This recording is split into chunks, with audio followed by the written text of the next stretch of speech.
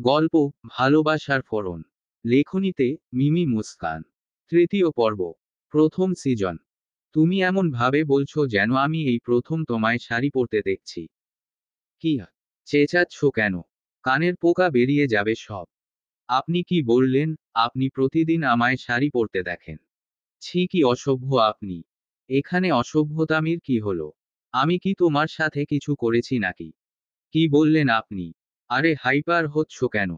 এটা তো কথার কথা। আর আমি বলছি কি, আমি কি ইচ্ছে করে দেখতাম নাকি? না, তাহলে কিভাবে দেখতাম? তুমি যেভাবে ভাবছো সেভাবে মোটেও না। আমি বরাবরা ঘুম ঘুম চোখেই তোমাকে দেখতাম। আর ঘুম ভাঙার কারণ হলো তুমি। কি আমি? হ্যাঁ তুমি।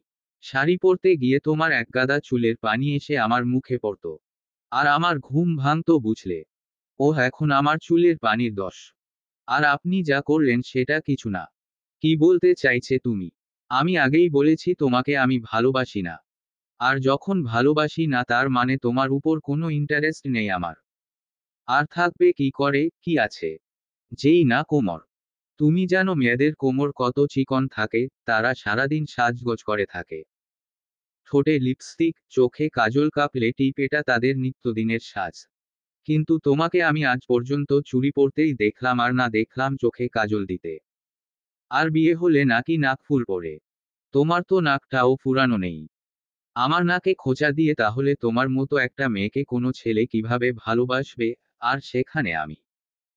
বাহ, আমার জানাই ছিল না আপনি মেয়েদের সম্পর্কে এত কিছু জানেন। আর তার সাথে আমাকেও এত খেয়াল করেন। কখন কাজল দেই বা কখন চুড়ি পরি।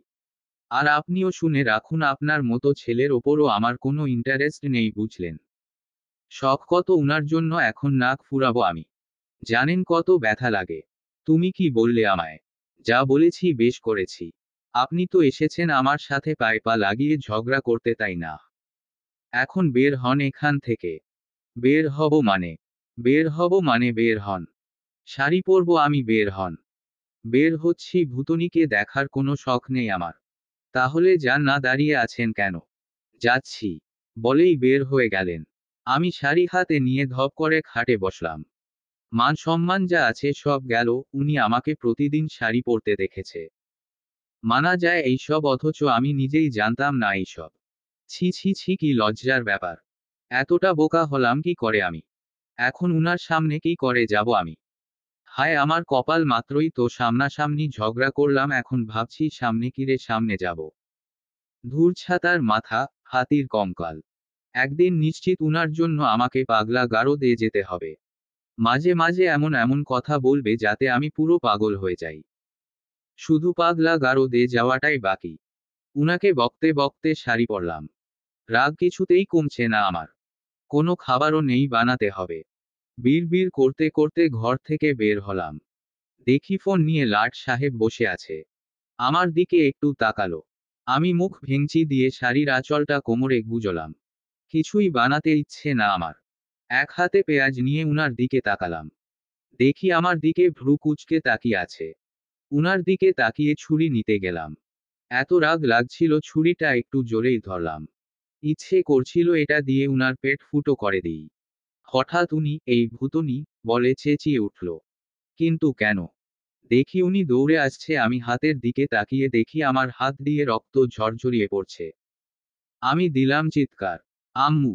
উনি আমার মুখে হাত দিয়ে বলল, আরে ভূতনি, চেঁচামেচি করছো কেন? কাদো কাদো মুখ করে। আমার হাত। আম্মু, কেটে গেছে। হ্যাঁ। উনি আমার হাত ধরে।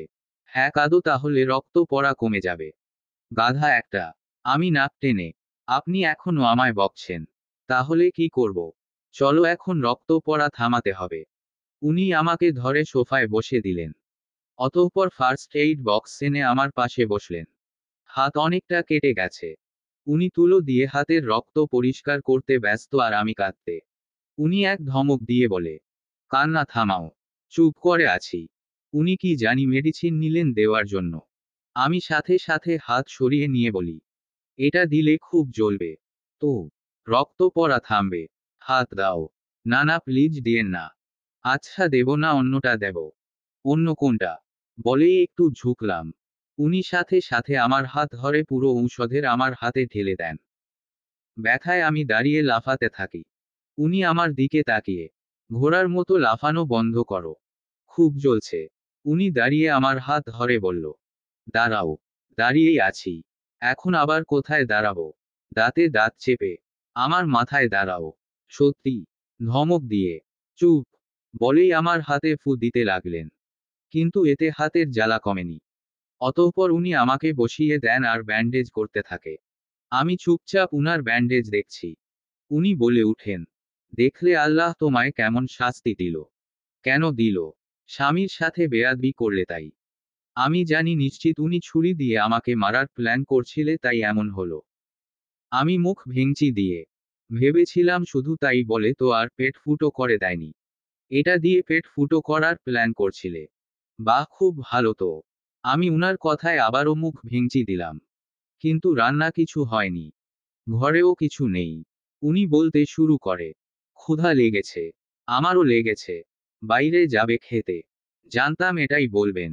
কখনো বললেন যে আমি রেঁধে দিচ্ছি। তুমি কি চাও তোমার জন্য আমি এখন রান্না করি? চাইলে বাকি করতে তো পারবেন না। আমাকেই করে খাওয়াতে হবে। আমি সব পারি বুঝলে, আর রান্নাও চুটকি বাজিয়ে করে দেব। দীর্ঘশ্বাস ফেলে, হ্যাঁ বুঝতে পেরেছে। তুমি আমাকে আন্ডার এস্টিমেট করছো। করার কি আছে? ওয়েট, আমি আজকেই রান্না করব। করুন করুন, আমিও দেখব। ফোন টেপা ছাড়া আপনি আর কি করতে পারেন? দেখে নিও। দেখার জন্যই বসে আছি। ভূতনি একটা। উনি হেঁটে রান্নাঘরে গেলেন। অতঃপর আমার দিকে তাকিয়ে বলল, কি খাবে? আমি সোফায় আসন পেতে বসি বলি, খিচুড়ি রাঁধুন। এটা খাওয়ার ইচ্ছে করছে। ফাঁদে ফেলে ভালোই মজা নিচ্ছ। এজন্যই তো ফেললাম। দেখি দেখি রান্না করুন, দেরি হয়ে যাচ্ছে। দাদু কি ভালো রান্না করলো কালকে। তার মতো না হলেও চলবে, তবে খাওয়ার উপযোগী হতে হবে। উনি আমার থেকে চোখ সরিয়ে ফোন বের করে ভিডিও অন করলো। আমি এখান থেকেই আওয়াজ পাচ্ছি খিচুড়ি রেসিপি। না, বুদ্ধি আছে তাহলে। উনি কাটা কাটি শুরু করলেন। এটাতে তার নাজেহাল অবস্থা। আলু কাটতে গিয়ে সেই আলু উড়ে এসে আমার গায়ে পড়ল। আমি বলি, তাহলে আলু দিয়ে মারবেন বলে ভেবেছ না? উনি আমার দিকে ভ্রু কুঁচকে তাকিয়ে কথা না বলে রান্নায় মনোযোগ দিলেন। জানে এটা তার মান সম্মানের ব্যাপার। প্রায় অনেকক্ষণ পর রান্না শেষ করে আমাকে ডেকে বলে গেলেন, রান্না কেমন হয়েছে দেখে যেতে। আমি উঠে দেখতে গেলাম। কিন্তু খাবারের যা অবস্থা, আমার মনে হলো যে খাওয়া যাবে না। তার সাথে রান্নাঘরের অবস্থা মারাত্মক। উনি আমার দিকে তাকিয়ে বলে, কি ভাবছো ভূতনি, খেয়ে দেখো কেমন হয়েছে। আমাকে দেখে কি পাগল মনে হয় আপনার যে আমি এই খাবার খাবো? কেন, দেখতেও তো ঠিক লাগছে। চকচক করলেই যদি স্বর্ণ হতো তাহলে তো হতোই। একটু টেস্ট করে দেখলে কি হবে? হসপিটালে যাবার ইচ্ছে নেই, আপনার ইচ্ছে হয়ে খেয়ে দেখুন। বলেই বের হয়ে আসলাম। আড়ালে থেকে উকি দিয়ে উনার কাণ্ড দেখছি।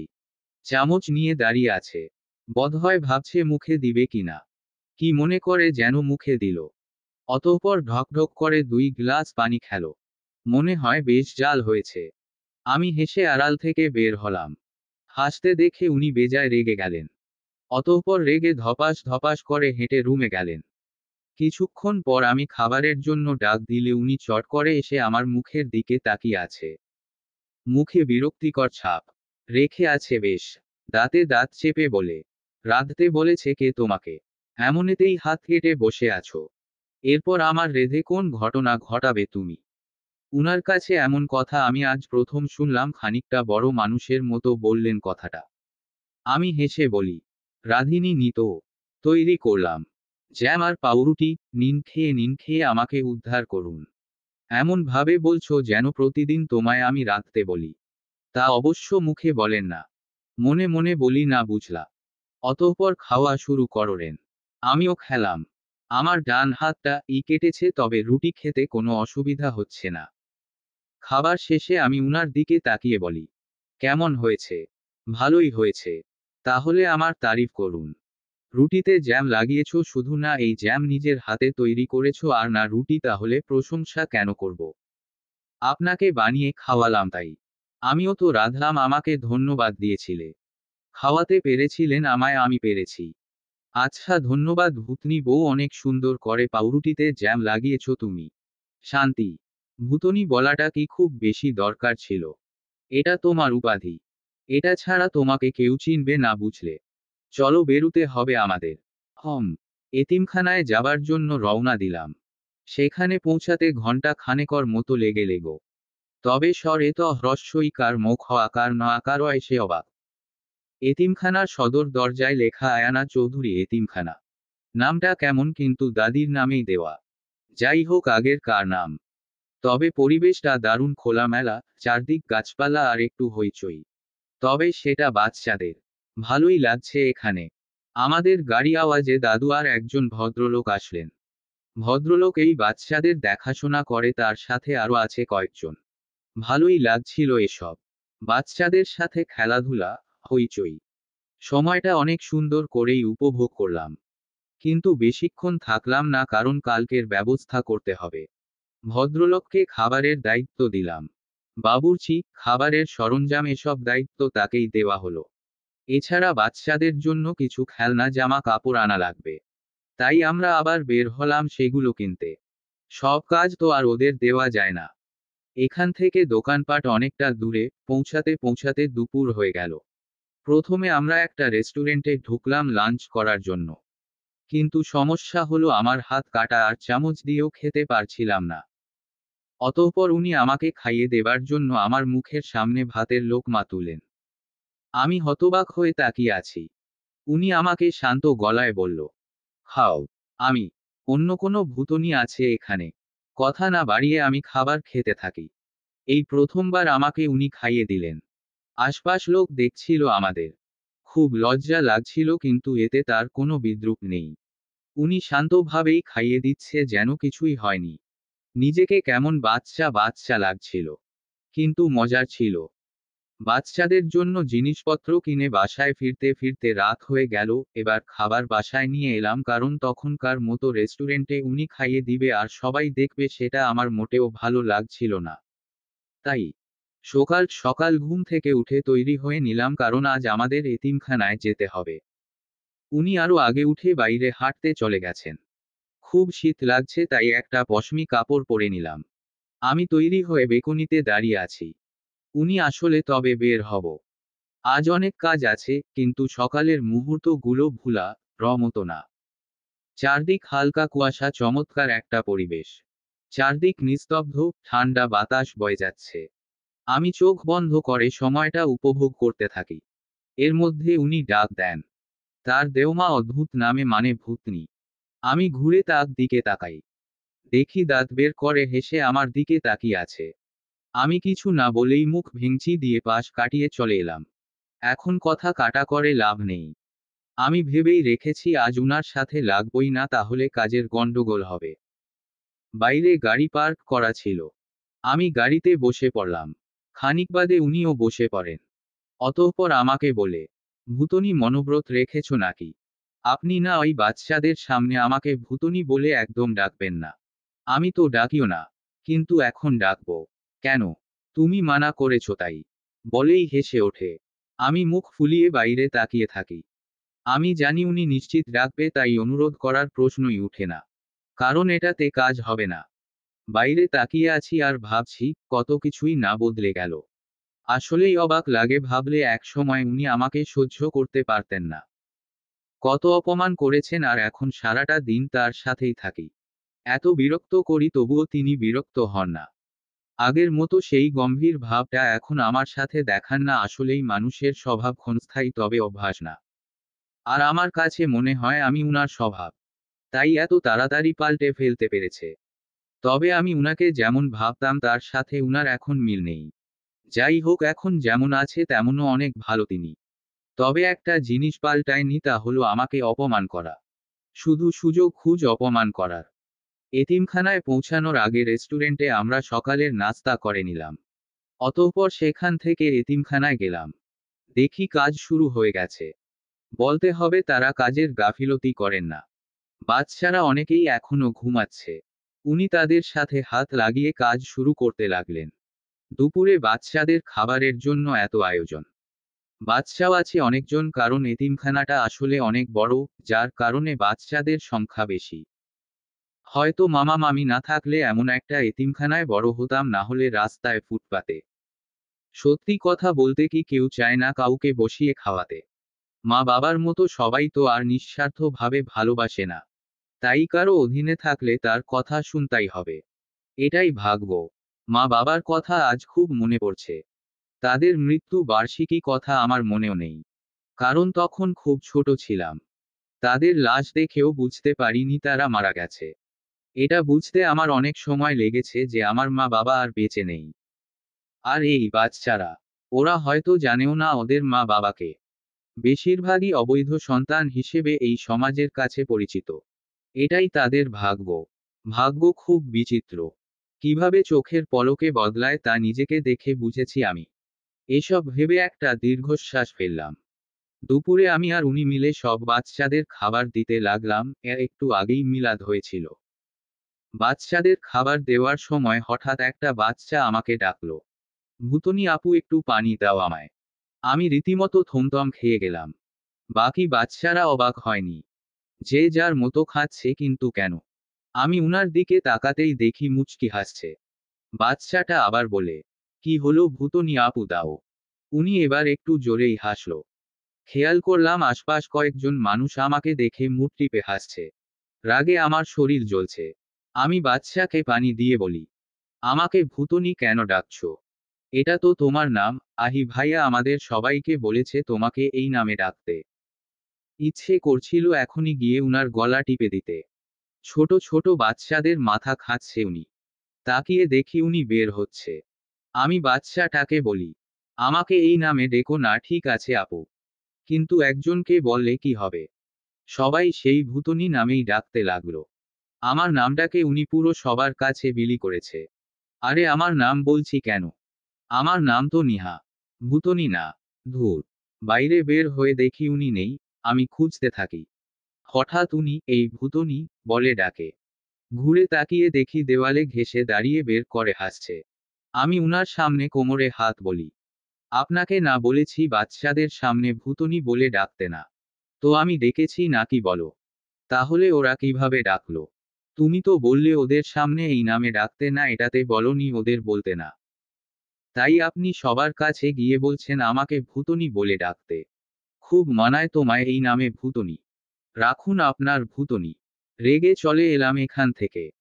উনাকে বলেছি ডাকতে না, আর উনি সবার কাছে গিয়ে বলেছে এই নামেই যেন আমায় ডাকে। সত্যিই অসাধারণ। বিড় করে উনাকে বকতে লাগলাম। তখন এতিমখানার একজন এসে বলল, ম্যাম আপনার কোনো সমস্যা হয়েছে? না না তো। আচ্ছা স্যার, আপনাকে ডাকছে খাবার খেতে, চলুন আমার সাথে। হুম। আদিক্ষেতা দেখানো হচ্ছে এখন। এত অপমান করে এখন খেতে ডাকছে হুহো। যেয়ে দেখি এক প্লেট নিয়ে বসে আছে। আমি গিয়ে উনার পাশে বসলাম। কিন্তু এক প্লেট কেন? আমি জিজ্ঞেস করলাম, আপনি খাবেন আর আমাকে কি দেখাতে এখানে ডেকেছেন? ঠিক বলেছ। আমি খাবো, তুমি বসে বসে দেখো। গাধা একটা। তোমার হাত না কাটা ভুলে গেছো না, ওহা করো। আপনি এখানে খাওয়াবেন। সবাই দেখবে। তো দেখলে কি ভাববে? ভাববে একটা বাচ্চাকে খাওয়াচ্ছে, নেও খাও। অপমান করতে ছাড়েন না আপনি আমায়। না, এটা বেশ লাগে আমার কাছে। নাও। বিকালে সব বাচ্চাদের সাথে খেলছি আমি, তারা এখনো আমায় ভুতনি বলেই ডাকে। কোন ধরনের মানুষ উনি বুঝি না আমি। অসহায় মুখ করে উনার দিকে তাকিয়ে আছি। দূর থেকে এসব দেখে হাসছে। মজা লাগছে তার কাছে। প্রায় অনেকক্ষণ খেলার পর মনে পড়ল ওদের জন্য উপহার এনেছি, তা দিতে হবে। আমি আশপাশ তাকিয়ে দেখি উনি কোথায় নেই। উনাকে খুঁজতে খুঁজতে দেখতে পেলাম একটা গাছের সাথে হেলান দিয়ে দাঁড়িয়ে সিগারেট খাচ্ছে। উনি প্রায়ই খায় এসব, তবে আমার সামনে না। এর গন্ধ আমার সহ্য হয় না বলে হয়তো। আমাকে দেখে হাতের অর্ধেক সিগারেটটা ফেলে দিলেন। কি হয়েছে ভুতনি? ওদের উপহারগুলো দেওয়া লাগবে। তুমি যাও, আমি নিয়ে আসছি। বলেই গাড়ির কাছে গেলেন উনি। সব বাচ্চাদের উপহার দিলাম। তারা অনেক খুশি। অনেকে নাচছে খুশিতে। ভালোই লাগছে এসব দেখে। বাসায় ফিরতে ফিরতে রাত হয়ে গেল। বাইরে থেকে খেয়েই বাসায় আসলাম। এর মধ্যে উনি আমাকে গাড়িতে বসিয়ে কোথাও গেলেন। জিজ্ঞেস করাই বললেন কিছু কাজ ছিল তাই গেছে। আমি আর কিছু জিজ্ঞেস করলাম না। সারাদিনের খাটাখাটনিতে খুব ক্লান্ত লাগছিল। খুব ঘুম পাচ্ছিল, তাই আমি আজ একটু তাড়াতাড়ি শুয়ে পড়লাম। বেশ ঘুমও পাচ্ছিল। তখন 10টা বাজে, আমি বিছানায় শুয়ে পড়লাম। ঘুমটা তখন মাত্র আসলো, আমি ঘুমাবো তখন কেউ আমার বাহু ধরে টেনে তুলল। সে কেউ শুধু একজনই, আহিয়ান। সে আমাকে উঠিয়ে ভ্রু কুঁচকে বলল, কি হয়েছে, এত তাড়াতাড়ি শুয়ে পড়লে? মাত্র 1030টা বাজে। ঘুম পাচ্ছে তাই। দেখি সরুন, ঘুমাতে দিন। কপালে হাত দিয়ে, শরীর ঠিক আছে তোমার? অনেক ভালো লাগছে, শুধু একটু ঘুমের দরকার আমার, আর কিছু না। বলেই বিছানায় শুয়ে পড়লাম। কিছুক্ষণ পর মনে হলো লাইট নিভে দিয়েছেন তিনি। অতঃপর আমার পাশে শুয়ে পড়ল। সবটাই আন্দাজ, কারণ আমি ঘুম ঘুম চোখেই সব আন্দাজ করলাম। কতক্ষণ পর উনি লাইট জ্বালিয়ে আবার আমাকে টেনে তুলল। কি শুরু করলেন আপনি? তুমি কি ঘুমিয়ে গেছো? খানিকটা রেগেই বলি। ঘুম থেকে ডেকে জিজ্ঞেস করছেন ঘুমিয়ে গেছি কিনা? আরে মাত্র 11টা বাজে, এখন ঘুমিও না। মাত্র আধ ঘন্টা আগে না আপনি আমাকে উঠিয়েছেন? হ্যাঁ, কেন? কিছু না। আবার শুয়ে পড়লাম। উনি এমন কেন শুরু করেছে আমার মাথায় ঢুকছে না। আজ যা কাজ করলেন উনি, আমার মতে আমার আগেই শুয়ে পড়ার কথা তার। কিন্তু উনি শুধু ঘোরাঘুরি করছে, ঘুমানোর কোনো নাম নেই। উনি আবারও লাইট নিভিয়ে শুয়ে পড়ল। আমার শরীর একটা কম্বল দিয়ে আমি উনার দিকে ফিরে ঘুমিয়েছিলাম। আমার মতে উনি আবারও আধ ঘন্টা পরই আমার মুখে ফোনের লাইট ধরে বলল, ভূতনি, এই ভূতনি ঘুমিয়ে গেছো? আমি বিরক্ত হয়ে কম্বল দিয়ে মুড়ো দিয়ে অন্যদিকে ফিরে শুয়ে থাকি। উনি উঠে আবারও আমার বাহু টেনে তুলেন। অতঃপর বলেন, এই ঘুমিও না তুমি? আপনার কি ভয় করছে? বলুন তো আমাকে। তোমার মতো একটা ভূতনির সাথে থাকতে পারি দেখছো না তুমি, তাহলে আবার কিসের ভয়? তাহলে এইভাবে পিছে লেগে আছেন কেন? ঘুমাতে দিন না আমায়। ঘুমানো লাগবে না তোমার, ঝগড়া করো আমার সাথে। আমি হাই তুলতে তুলতে, এখন ঘুমাতে মন চাইছে, ঝগড়া করতে না। আবার শুয়ে পড়লাম। খানিকক্ষণ পর মনে হলো উনি বিছানা থেকে নেমে বাইরে গেল। যাক, ভালোই হলো। এখন একটু শান্তিতে ঘুমাবো।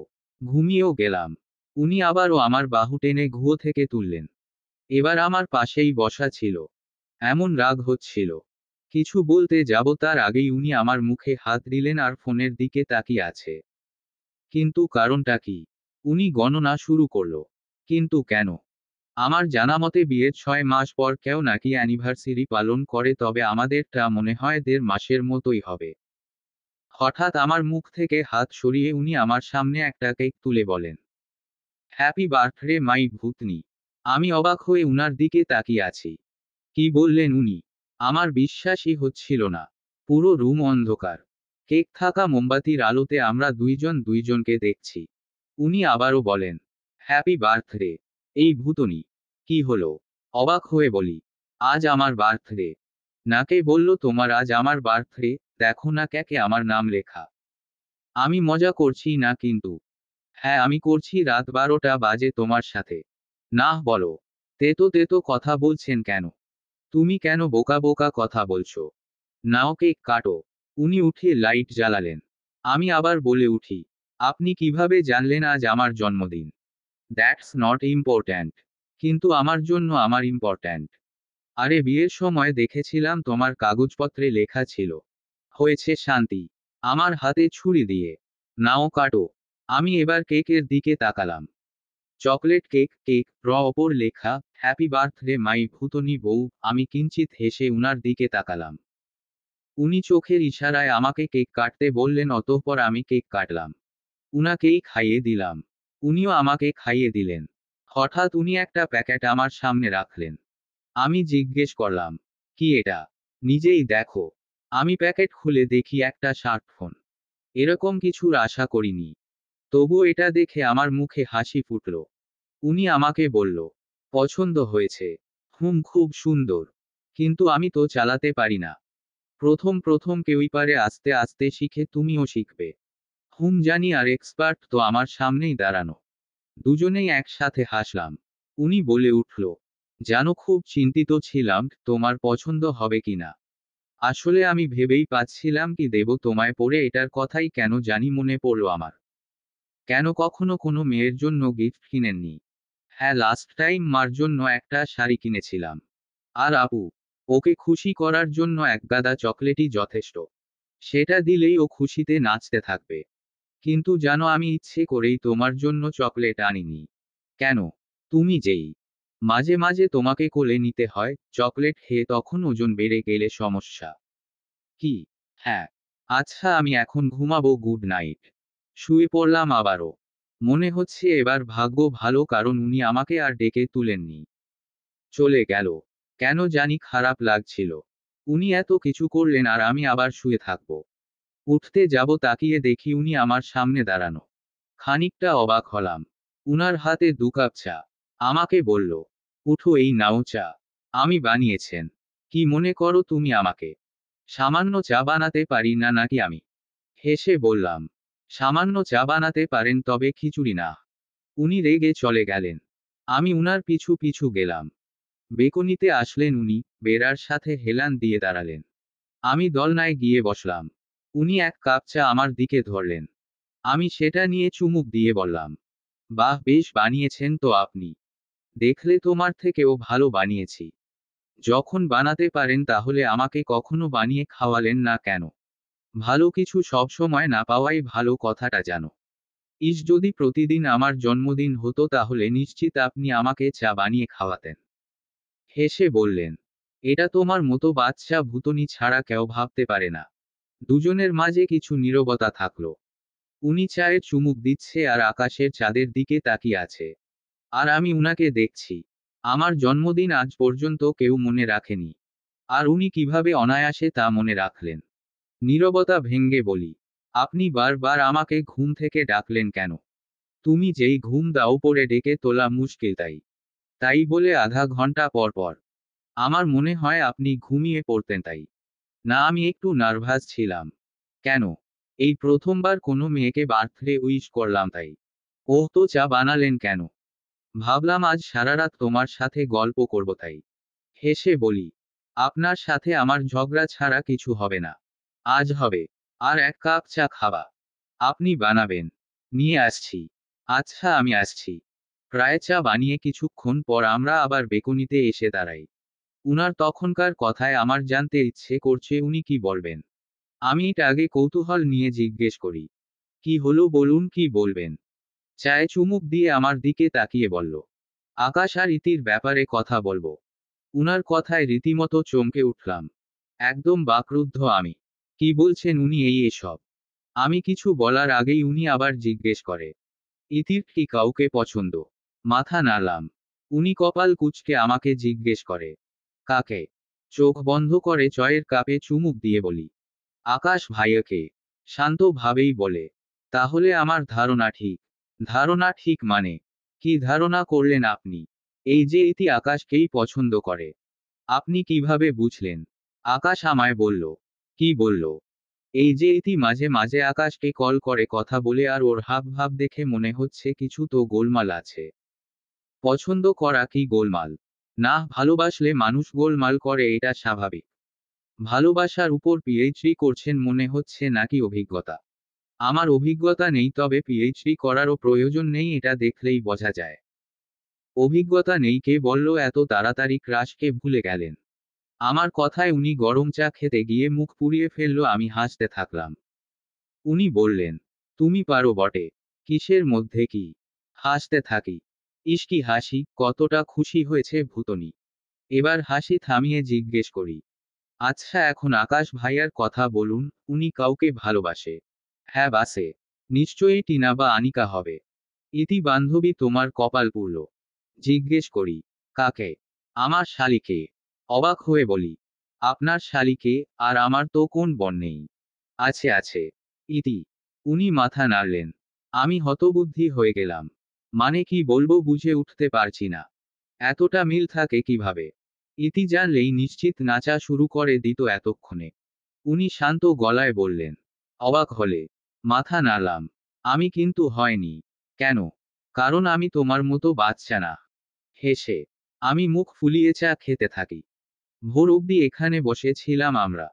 গল্প হয়নি নিশ্চিত, তবে ঝগড়া নিশ্চিত হয়েছে। 5টার দিকে আমি বিছানায় গিয়ে শুয়ে পড়ি, খুব ঘুম পাচ্ছিল। সারারাত ঘুজাইনি বলে। উনিও এসে ঘুমিয়ে পড়ে। প্রায় ঘন্টা তিনেক পর উনি আবারও আমাকে ডেকে তুলেন। আমি ঘুম ঘুম চোখে উনার দিকে তাকিয়ে আছি। দেখি বাইরে যাবার জন্য উনি একবারে রেডি হয়ে আছেন। জ্যাকেট পরতে পরতে আমাকে বলল, তৈরি হয়ে নাও, বেরুতে হবে আমাদের। হাই তুলতে তুলতে, কোথায় যাব আমরা? গেলেই দেখতে পাবে। আমি বাইরে যাচ্ছি। উনি চলে গেলেন, অতঃপর আমি আবার কম্বল মুড়ো দিয়ে ঘুমিয়ে পড়ি। এখন ঘুম ছাড়া কিছু করতে মন চাইছে না। উনার ইচ্ছে হলে উনি একা যাক। কিছুক্ষণ পর মনে হলো আমার শরীরে ঠান্ডা পানি পড়ছে। এই শীতের মধ্যে ঠান্ডা পানি আমি লাফিয়ে উঠি। দেখি গ্লাস নিয়ে উনি দাঁড়িয়ে আছে। সেই লেভেলের একটা ধমক দিলেন আমায়। আমি কখন জাগিয়ে দিয়ে গেছিলাম আমি, আবার ঘুমালে কেন তুমি? আমি ধমক দিয়ে, রাখো আমি উঠো তাড়াতাড়ি করে। অনেক দিন পর উনার ধমক খেলাম। তাড়াতাড়ি করে উঠে পড়লাম। মার খাওয়ার কোনো শখ নেই অবশ্য, উনি মারবেনও না। কিন্তু খুব ভয় করছে। দেখে মনে হচ্ছে আগের স্বভাব ফিরে আসছে। ইস, স্বভাব কেন এতক্ষণ স্থায়ী? আরেকটু থাকতো ওই স্বভাবটা। আমি তাড়াতাড়ি করে ওয়াশরুমে চলে গেলাম। ফ্রেশ হয়ে দরজার উকি দিলাম। না, উনি রুমে নেই। আমি হাঁপ ছেড়ে বাঁচলাম। মন চাচ্ছে এখন আবার একটু ঘুমিয়ে থাকি। হঠাৎ দেখি বিছানার ওপর একটা শাড়ি। নীল রঙের একটা শাড়ি। শাড়ির ওপর একটা চিরকুট, বেশ কিছু চুড়ি, কানের দুল আর কিছু চকলেট ছিল। চিরকুটে লেখা ছিল, ভুতনি, শাড়িটা পরে বাইরে চলে আসো। খবরদার যদি আবার ঘুমিয়েছ, তাহলে সোজা পুকুরে গিয়ে ফেলবো তোমায়, বুঝলে? তার চিরকুট পরে হেসে দিলাম। উনি জানতেন আমি আবার ঘুমাতে যাব। শাড়িটা হাতে নিলাম। কোন শাড়ি জানি না, এসব ধারণা আমার নেই। তবে শাড়িটায় সূক্ষ্ম কিছু কারুকাজ। দেখে মনে হচ্ছে এখানকার দোকান দেখে কিনেছে, কারণ কারুকাজটা স্থানীয়। কিছু নীল রঙের রেশমি চুড়ি, ছোট নীল রঙের ঝুমকো। আমি চকলেট খেতে খেতে শাড়ি পরতে শুরু করি। সেদিনের ঘটনার পর আমি ঘরে তৈরি হলে উনি আর রুমে আসে না। যদি থাকেও তাহলে বাইরে চলে যান। এগুলো যে আমার জন্মদিনের উপহার। আয়নায় নিজেকে দেখছি, খুব সুন্দর লাগছে দেখতে। এই প্রথম নিজের স্বামীর কাছ থেকে উপহার পেলাম। ভাবতেই আমার গাল লজ্জায় লাল হয়ে গেল। চুলগুলো মাঝে সিথি করে ছেড়ে দিলাম। চোখে হালকা করেই কাজল দিলাম। আর কিছু না। শীত করছিল তবুও পশমি কাপড় পরলাম না। কেন জানি ইচ্ছে করছে না। অতঃপর বেরিয়ে আসলাম। এসে দেখি উনি গাড়ির ওপর আসন পেতে বসে মনের সুখে ফোন টিপছে। আমার চুরির আওয়াজে আমার দিকে তাকালেন। আমাকে দেখে হাসলেন না, ভ্রু কুঁচকে তাকিয়ে রইলেন। কারণটা আমি বুঝিনি। ভালো লাগছিল না আমায় নাকি? উনি হুট করেই গাড়ি থেকে নেমে গাড়ির মধ্যে কি জানি খোঁজাখুঁজি করছে। আমি কিছু জিজ্ঞেস করব দেখি উনি বাইরে এসে আমার কাছে আসলেন। তার হাতে একটা টিপের পাতা। একটা ছোট নীল রঙের টিপ উনি আমার কপালে লাগিয়ে দেন। উনার স্পর্শ আমি খানিকটা ভড়কে গেলাম। উনি হেসে বলে ওঠে, প্যাকেটে ছিল হয়তো পড়ে গেছে। আপনি কাল এই সব কিনেছেন? কাল কিনেছি, কিন্তু অর্ডার আগেই করেছিলাম। কেমন লাগছে আমাকে? হেসে বললেন, পুরোই ভূতনি। উনার হাসি দেখে আমি কিঞ্চিত হাসলাম। উনি গাড়িতে বসতে বললেন। আমি গাড়িতে বসলাম। অতঃপর উনি গাড়ি চালাতে শুরু করেন। আমি জিজ্ঞেস করলাম কোথায় যাচ্ছি। উনি বললেন, চা বাগানে। চা বাগান? সামনেই একটা চা বাগান আছে, মালনীছড়া যে চা বাগান। খুব সুন্দর জায়গাটা। চাইছিলাম একটু সকাল সকাল যাব, কিন্তু তোমার জন্য পারলাম না। কি ঘুমাও তুমি? বেশ করেছি, কাল রাতে আপনার জন্য ঘুমাতে পারিনি। সারারাত ঝগড়া করলেন আমার সাথে আপনি। শুধু কি ঝগড়া করেছি নাকি কাজের কথাও বলেছি? হ্যাঁ হ্যাঁ, জানি জানি। এই কথা দুবার রিপিট করো কেন? আমার ইচ্ছা আপনার কি? কচু। হি হি হি। হাসা বন্ধ করো। এখন বলো কি করতে হবে ভেবেছো কিছু? ভাবার কি আছে, আকাশ ভাইয়া ইতিকে প্রপোজ করে ফেলবে শেষ। প্রপোজ করা মুখের কথা না, বুঝলা? না, বুঝলাম না। তুমি বুঝবেও না, বাচ্চারা এত কিছু বুঝে না। হ্যাঁ, আর আপনি তো বুড়ো। আপনি বুঝবেন না তো কে বুঝবে? তুমি আমাকে বুড়ো বললে কোন দিক দিয়ে আমাকে তোমার বুড়ো মনে হয়? মুখ ভেঙচি দিয়ে বলি, নিজেকে খুব হ্যান্ডসাম ভাবেন না। কিন্তু আপনি মোটেও হ্যান্ডসাম না, বুঝলেন? না, বাচ্চাদের কথায় এত কান দেই না আমি। সত্যি কথায় কেউ দেয় না। ঝগড়া করো না তো। এটাই, ঝগড়া করিয়েন না, ঠিক মতো গাড়ি চালান। শেষে দুজনে না মরে ভূত হতে হয়। তুমি তো আগে থেকেই ভূতনী। আচ্ছা ভূতনী শোন। কি? আচ্ছা আকাশ প্রপোজ করলে ইতি রাজি হবে তো? হবে না কেন? না হওয়ার কোনো কারণ আছে নাকি? তবুও তোমাদের মেয়েদের মন বোঝা বড় দায়। ও আচ্ছা আপনারা ছেলেরা তো সাধু না। ইস কি ঝগড়া করতে পারো তুমি। আপনি কি কম নাকি? তোমার সাথে থাকতে থাকতে এখন ঝগড়া করা শিখে গেছি। বেশ তো ভালোই হলো। জীবনে একটা ভালো কাজ করলাম। ঝগড়া শেখানো ভালো কাজ না। ইম্পর্ট্যান্ট এটা না আপনি কি শিখেছেন, ইম্পর্ট্যান্ট এটা আমি শিখাতে পেরেছি। হি হি হি। কত হাসো তুমি। হাসলে মন ভালো থাকে বুঝলেন। আপনার মতো গোমরামুখ না আমি। উনি আর চোখে আমার দিকে তাকালেন। চা বাগানে যাবার আগে আমরা রেস্টুরেন্টে গিয়ে সকালের নাস্তা করলাম। অতঃপর আমরা চা বাগানে প্রবেশ করলাম। প্রত্যেকটা ভাগ ভাগ কিছু স্থানীয় লোক চা পাতা তাদের ঝুড়িতে নিচ্ছে। আমি এসব দেখছি। খুব মণিমুগ্ধকর জায়গাটা আর বিশালও। অনেক বড় চা বাগান এটা। আমি ঘুরছি আর উনি আমার সাথে সাথে হাঁটছে। হাঁটতে ভালোই লাগছে। এরকম পরিবেশ সব সময় পাওয়া যায় না। ঠান্ডা বাতাস বইছে তবে রোদও আছে। কিন্তু রোদের তাপটা এত না। তবুও শীত করছে। উনি নিজের জ্যাকেটটা খুলে আমার গায়ে দিয়ে দেন। আমি না বললে উনি বললেন, আমার শরীরে আরেকটা গেঞ্জি আছে তুমি পরো এইটা। এত শীত আপনার। কেন এত কি সমস্যা? না সমস্যা হবে কেন? বেশি দূরে যাবে না, আর একলা তো কোথাও যাবে না বুঝলে। বাচ্চা না আমি। জানি সব কিছু। জানো বলেই বারবার বলতে হয়। হঠাৎ উনার একটা ফোন আসে। উনি কথা বলতে বলতে অন্যদিকে চলে যায়। আমি হাঁটতে হাঁটতে অনেকটা দূরে চলে আসি। প্রায় অনেকটা দূরে আসি উনার কাছ থেকে। এখানে সবটাই ঢিলার মতো উঁচু। আমি সেই উঁচু জায়গাটায় উঠলাম। সেখান থেকে পরিষ্কার আকাশটা দেখতে লাগলাম। প্রায় অনেকক্ষণ হলো আমি একাই ঘুরছি। আমার ধারণা উনি আমাকে খুঁজে বের করবেন তাই আমি নিজের মতোই করেই ঘুরছি। হঠাৎ পেছনে থেকে কেউ কাঁপা কাঁপা গলায় বলল, নিহা। গলাটা খুব পরিচিত, এটা আহিয়ানের গলা। আমি সাথে সাথে পিছনে ঘুরলাম। উনার দিকে তাকিয়ে অবাক হলাম। এখানে এত ঠান্ডার মধ্যে উনি ঘেমে একাকার। উনার চুলগুলো এলোমেলো। চোখ কেমন স্থির। ঘন ঘন শ্বাস নিচ্ছেন। আমি ভয় পেয়ে গেলাম।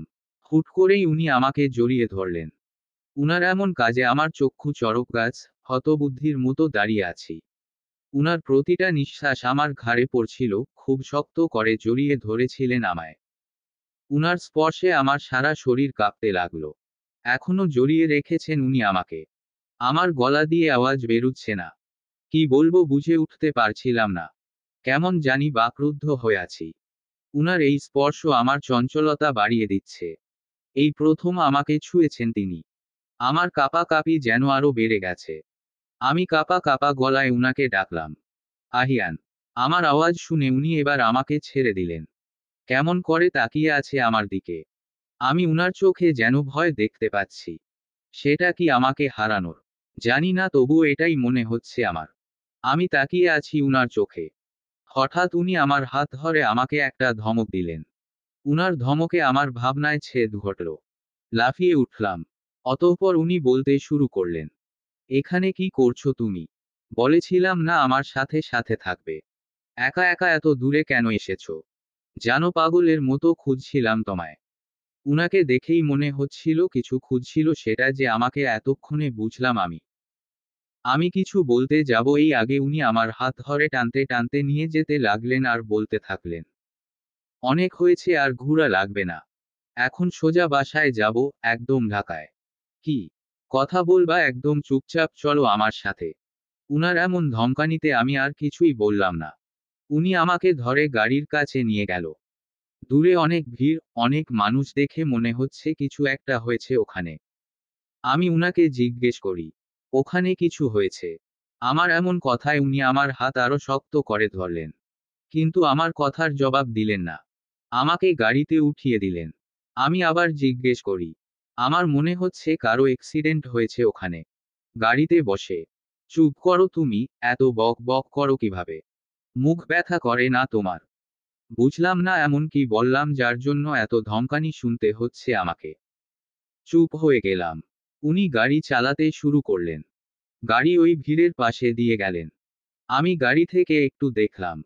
একটা মহিলা রক্তাক্ত অবস্থায় পড়ে আছে। তার শাড়ি পুরো আমার শাড়ি একরকম। দেখে মনে হচ্ছে যেন এটা আমি। আমি অবাক হয়ে উনার দিকে তাকালাম। উনি একটি বার আমার দিকে তাকিয়ে আবার ড্রাইভে মনোযোগ দিলেন। আমি এবার বলতে শুরু করি। দেখলেন আপনি উনার আর আমার শাড়ি একরকম। মনে হচ্ছে যেন আমি। উনি শান্ত গলায় বললেন, তুমি এই শাড়ি আর কখনো পরবা না। আমি অবাক হয়ে বলি, কি কেন? আপনি জানেন এই শাড়িটা আপনার দেওয়া প্রথম গিফট। পরব না কেন? বলেছি তাই। বাসায় গিয়েই চেঞ্জ করে ফেলবা। মানে কি? ফেলবো কেন? নষ্ট হয়েছে নাকি শাড়িটা? কত সুন্দর একটা শাড়ি। একেবারে নতুন। আমি বলেছি তাই। নতুন এমন 10টা কিনে দেব, এটা পরবা না ব্যাস। আরে এটা কেমন যুক্তি? উনি কোনো কথা বললেন না। কেন জানি মনে হচ্ছে নিজেকে শান্ত রাখার চেষ্টা করছেন উনি। আমি আর কথা বাড়াইনি। আজব তো, উনি বললেই কি ফেলে দেব নাকি? কখনো না। আমাকে নিয়ে বাসায় আসলেন। অতঃপর আমাকে সব গোছাতে বলেন, কারণ আমরা নাকি এখনই ঢাকায় রওনা দেব। আমি অনেকটা অবাক হলাম। কি বলছেন কি, উনি এখনই ঢাকায়? কিন্তু আমাদের আরো কিছুদিন থাকার কথা ছিল এখানে। তাহলে? তবুও উনার কথায় রাজি হলাম। সব গোছগাছ করলাম। গোছানোর কিছুই নেই, কারণ সব ব্যাগেই ছিল। তবুও একটু চেক করলাম। উনার জ্যাকেট এখনো আমার শরীরে। কেন জানি খুলতে ইচ্ছে করছিল না। এমন সময় দাদু এলেন। উনি দাদুর সাথে কথা বার্তা বললেন। দাদু আমাদের যেতে দিতে চাইলেন না, কিন্তু উনি এক কথা নিয়েই বসে আছে। রাগে শরীর জ্বলছে আমার। আমি গিয়ে বলি ব্যাগ আনতে, সব গোছানো হয়েছে। উনি আমার দিকে তাকিয়ে যেন রেগে গেলেন। হুট করেই আমাকে ঘরে টেনে নিয়ে এলেন। বললেন, বললাম না এই শাড়ি চেঞ্জ করো। করনি কেন? বাসায় গিয়ে করব। এখন চলুন। না এখনই করো। পাগল হয়ে গেলেন নাকি আপনি? কখন থেকে পাগলামি করে যাচ্ছেন? কি হয়েছেটা কি আপনার? নিহা কথা বাড়িও না, যেটা বললাম সেটা করো। না আগে আপনি আমাকে বলুন হয়েছেটা কি?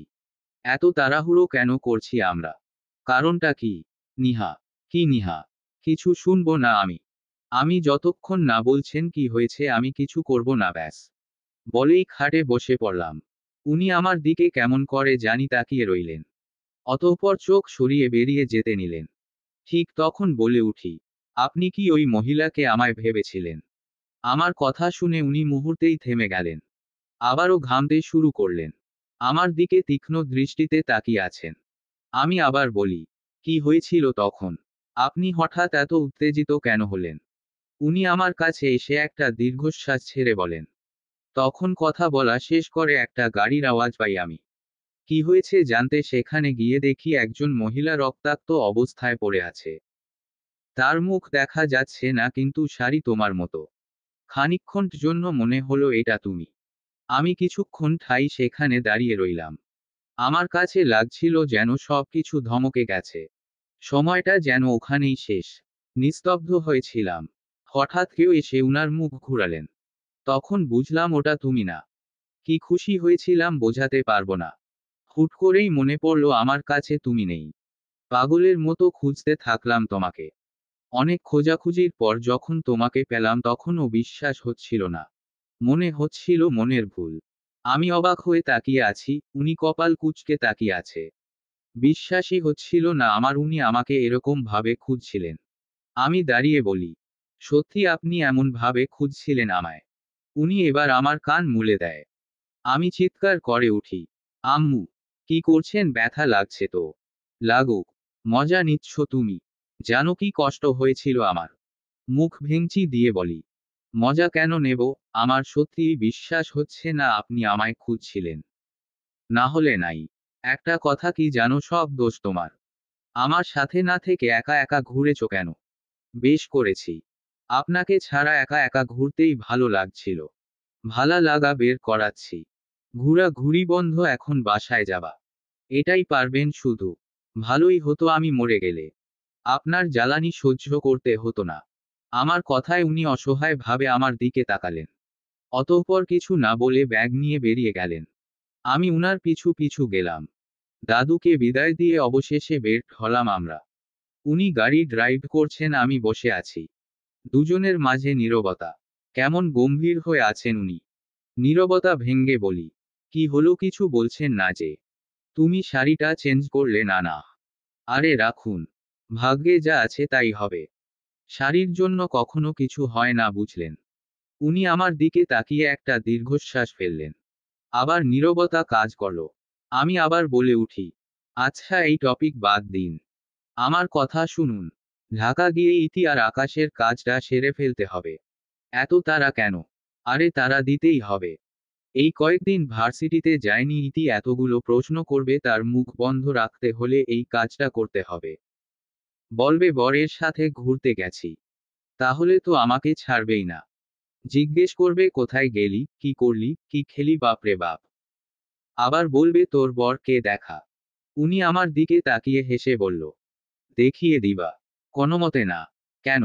আপনাকে আবার বর বললে ও জীবনেও বিশ্বাস করবে না, শুধু ও কেন, কেউই করবে না।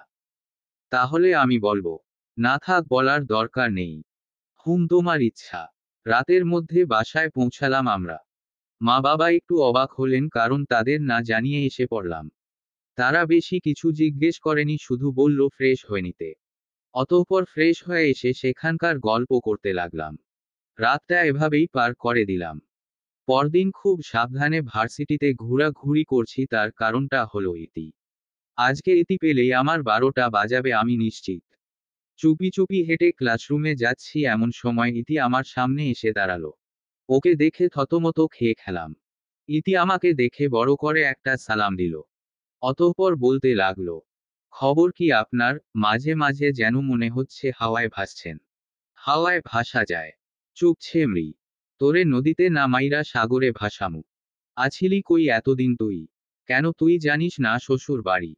ফাজলামি বন্ধ করবি। আরে সত্যি কথা।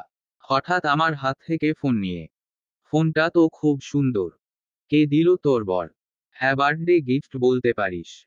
হ্যাঁ, কাল তো তোর বার্থডে ছিল। ব্যাগ থেকে চকলেট বের করে, এই নে চকলেট। তোর জন্য এনেছিলাম, কিন্তু মনে হচ্ছে এই চেয়ে বেশি ভাইয়া দিয়েছে। হেসে বলল, হি হি হি, হাসা শেষ। যেমন ভাবছিস তেমন কিছু না। আচ্ছা, ফোনের লোক কি বল? লোক করা নেই। কি বলিস? লক করিসনি? আরে এত কিছু করে কি হবে? ফোন দিয়ে কথা বলার দরকার, কথা বলবো। সাথে বরের সাথে প্রেম করব, এটা বল। আচ্ছা, বরের পিক দেখা। ছবি টবি নেই? কেন তুলিসনি? না। আজব তো, কি এমন বর তোর যে এত লুকিয়ে রাখিস? লুকানোর কি আছে? তাহলে 1.5 মাস হলো বরকে দেখলাম না, আর না পিক তুললাম। এতই কি বুড়ো তোর বর? আচ্ছা, সেদিন তো তুই বললি ওই বুড়োর সাথে বিয়ে হয়নি। তাহলে দেখাতে কি? হ্যাঁ, এটা সত্যি, আমি ইতিকে বলেছিলাম ওই লোকের সাথে বিয়ে হয়নি। তবে কার সাথে হয়েছে এটা বলেনি। ইতি আবারও বলতে শুরু করলো, আমি তোর ফোনে আমার নাম্বার সেভ করে দিচ্ছি, রাতে দুজনে কথা বলবো। ঠিক আছে। আর একটা ফেসবুক আইডি খুলে দেব। সেটা দিয়ে কি হবে? পিক আপ হবে, কমার হ্রস্ব ইকার একার ক হসন্ত ট হবে, কমেন্ট হবে, চেটিং হবে, অতঃপর তুই চাইলে আর কি। তবে সেটা তোর ইচ্ছা, কার সাথে করবি। দুজনেই জোরে হেসে দিই। আমি বলি, এসবের টাইম নেই, বাদ দে। আচ্ছা, আমি খুলে রাখি, মন চাইলে দেখিস, তবে আমি যা বললাম ভুলেও করিস না। শেষে তোমার বর তোমাকে রাখলেও ফোন আর রাখবে না, বুঝলে? ইতির কথায় আবারও একদফা হাসির আওয়াজ। এর মধ্যে আনিকা এসে হাজির আমাদের সামনে। তাকে দেখে ইতি মনে মনে তার 14 গোষ্ঠী উদ্ধার করছে, এটা তার মুখ দেখেই বোঝা যাচ্ছে। আমি ইতিকে একটা খোঁচা দিলাম। আনিকার সাথে সাথে টিনা আর নীতি আসলো। আনিকা একটা কার্ড আমার সামনে দিল। আমি জিজ্ঞেস করলাম, এটা কি আপু? আমার বিয়ের কার্ড। কথাটা শুনে আমি একটু অবাক হলাম, কিন্তু ইতি মনে ইচ্ছে আকাশ থেকে টপকে পড়ল, না জানি আকাশ ভাইয়ার মন থেকে হি হি হি। আমি ফিসফিসিয়ে ইতিকে বলি, কি হলো তোর? কিছু না। যদি বিয়েটা আকাশ ভাইয়ার সাথে হয়। ইতি রেগে চলে গেল। আমি আনিকার সাথে কথা বলে ইতির পিছু পিছু গেলাম। ইতি মন খারাপ করে বসেছিল। আমি ওর ঘাড়ে হাত রাখলাম। সে ছল ছল চোখে আমার দিকে তাকিয়ে কার্ডের দিকে তাকালো। আমি চোখ দিয়ে ওকে আশ্বাস দিয়ে বললাম, তোর পথের কাঁটা সরে গেছে, বিয়েটা অন্য কারো সাথে, তবে আকাল ভাইয়া কতদিন তোর থাকবে জানি না। জানা লাগবে না। কিন্তু তোকে ইনভাইট করলো কেন? শুধু আমাকে না, তোকেও করেছে। এই যে তোর কার্ড না নিয়ে চলে এলি। বেশ করেছি, আমি যাব না। আকাশ ভাইয়া কিন্তু যাবে। যাক, বলেই উঠে চলে গেল। আমি পড়লাম বিপদে, কি যে করি এই মেয়েটাকে নিয়ে। এভাবে কষ্ট পাবে নাকি, আজকেই উনার সাথে ওদের বিষয় নিয়ে কথা বলতে হবে। সন্ধ্যায় আকাশ তার রং ধারণ করল। পাখিরা তাদের নীড়ে ফিরে যাচ্ছে। উনি চুপ করে তাকিয়ে আছে আকাশের দিকে। আমি এক কাপ চা তার সামনে ধরলাম। তিনি আমার হাত থেকে চা নিয়ে চুমুক দিতে দিতে তার ছোট বাগানের কাছে গেলেন। আর বলতে শুরু করলেন, বাগানটা তুমি পরিষ্কার করেছো? বিকালে দেখলাম, তাই পরিষ্কার করে রাখলাম। এতদিনের ঝামেলায় এগুলোর কথা প্রায় ভুলেই গেছিলাম। মা মনে হয় রোজ সকালে পানি দিয়ে যায়। হম, দিয়ে জানতো। আনিকার বিয়ে জানো, ইনভাইট করেছে আমাকে। তাই নাকি? ভালো, আমার সাথে যেও। কিন্তু ইতি আর ভাইয়ার কথা ভাবলেন। আকাশের সাথে কথা হলো, কালকেই যা করবার করবে। ভালোই হলো, না হলে আমিই বলতাম কিছু করতে। ইতির মন খারাপ। দেখি যদি কাল কিছু করতে পারি। পারি না করবেন বুঝলেন। বলেই চলে এলাম। আসার আগে উনার কথার শুনতে পেলাম, যা বাবা ঝাড়ি দেওয়ার কি হলো। পরদিন বিকেল বেলা আহিয়ান বলল ইতিকে বেরুতে, অতঃপর উনার দেওয়া ঠিকানায় চলে যেতে। আমি তার কথা মতো ইতিকে নিয়ে বেরিয়ে গেলাম। তবে সেটা কম খাটনির ছিল না। অনেকটা ঝামেলার কারণ ইতির ফ্যামিলি ওকে বেরুতে দিচ্ছিল না। অনেক বুঝিয়ে বেরিয়ে এলাম। যাই হোক, উনার বলা মতো জায়গায় পৌঁছে গেলাম। যেয়ে দেখি একটা রেস্টুরেন্ট। আমি আর ইতি ভিতরে প্রবেশ করি। দেখি অনেক মানুষজন। খানিকটা অবাক হলাম এরকম জায়গায় আসতে বললেন উনি, তার মধ্যে ইতি তো একগাদা প্রশ্ন জুড়ে দিচ্ছে। কোনোমতে ওকে সামাল দিচ্ছি। হঠাৎ একজন ওয়েটার আমার কাছে এসে বলে, আপনি মিসেস নিহা? জি আমি। আপনাকে ছাদে যেতে বলা হয়েছে। সিঁড়ির দিকে ইশারা করে। আচ্ছা, কি ঠিক আছে? ইতি বলে ওঠে। কিসের ঠিক আছে, কোথায় যাব আমরা এখন? কি বলছিস তুই? আরে চল তো আগে। কিন্তু বিশ্বাস করিস না আমায়, চল। বলেই ওর হাত ধরে ছাদে নিয়ে গেলাম। ছাদে এসে আমি আরো হতবাক। অসম্ভব সুন্দর করে সাজানো হয়েছে ছাদটা। চারপাশ লাল রঙের বেলুন দিয়ে সাজানো। আর একজন দাঁড়িয়ে আছে উল্টো ঘুরে। আমি তাকে দেখে কয়েক পা পিছিয়ে গেলাম। চোখের ইশারায় ইতিকে সামনে যেতে বললাম। সে আমার দিকে তাকিয়ে আছে। চোখ বন্ধ করে আশ্বাস দিলাম। অতঃপর সে ভিতরে ঢুকলো। তখন হুট করে কেউ আমার বাহু টেনে নিয়ে গেল। ভালোবাসার ফর্ম। মিমি মুস্কান লেখনীতে। পর্ব 25। হঠাৎ করে বাহু ধরে টেনে নেওয়া আমি বেশ ভয় পেয়ে যাই। তাকিয়ে দেখি আহিয়ান। এখন তার ছোঁয়ায় কেমন আমার অস্বস্তি বোধ হচ্ছে। আমাকে নিয়ে একটু আড়ালে চলে গেল। আমি তাকে বলতে শুরু করি, এরকম হুটহাট করে আমাকে একদম ধরবেন কেন? এমনই আমি বলেছি তাই। ঝগড়া করা শেষ, এখন ওখানে তাকায়। আমার গাল ধরে ওদিকে ঘুরিয়ে দিল। তাকিয়ে দেখি ইতি এখনো সেই ছেলেটার পিছনে দাঁড়িয়ে আছে। যদিও আমরা জানি সেই ছেলেটা আকাশ ভাইয়ার। ইতি তাকে ডাক দিল। আকাশ ভাইয়া ইতির দিকে ফিরল। ইতি তাকে দেখে অবাক হয়ে গেল।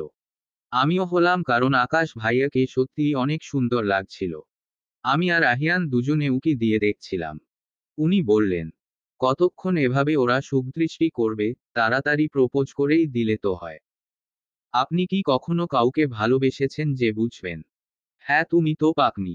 সব বুঝে বসো আছো। বুঝছি না, এত তাকিয়ে থাকার কি আছে? আপনার কি হয়েছে? অধৈর্য লাগছে আমার। প্রেম করছে ওরা, আর অধৈর্য আপনার কি লাগছে? রিলেশনেই তো গেল না। প্রেম করলো কোথায়? হয়েছে এইসব আপনি বুঝবেন না, রাখুন। আসলেই বোঝার ইন্টারেস্টিও নাই। এখন ওদের দেখুন। আহিয়ানের কথা মতো তারা দুজন অনেকক্ষণ ধরে সুখদৃষ্টি করল। তারপর হুট করেই আকাশ ভাইয়া হাঁটু গেড়ে বসে ইতিকে প্রপোজ করল। আমি হা করে দেখছি। হঠাৎ উনি খোঁচা মেরে বলল, হা করে দেখার কি আছে? দেখছেন আপনি? How cute! কি সুন্দর প্রপোজ! এত এক্সাইটেড কেন তুমি? আরে ব্যাপারটায় তো এরকম। বুঝতে পারছেন ইতি কি ভাগ্যবতী? কত সুন্দর করে প্রপোজ করছে আকাশ ভাইয়া। দেখছি।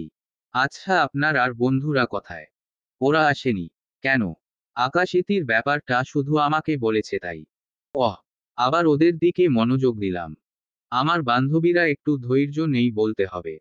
সে তাড়াতাড়ি করে ফুলটা নিয়ে নিল। অতঃপর ভাইয়া হেসে দাঁড়ালো। ইতি হুট করেই ভাইয়াকে জড়িয়ে ধরল। আমি সাথে সাথে মুখে হাত দিলাম। আহিয়ান আমাকে হুট করেই তার দিকে ঘুরাল।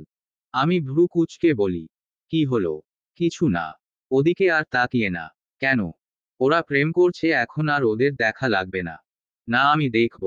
না, এটা ওদের পার্সোনাল ব্যাপার, দেখা লাগবে। তুমি আমার সাথে আসো, আইসক্রিম খাবো। সত্যি?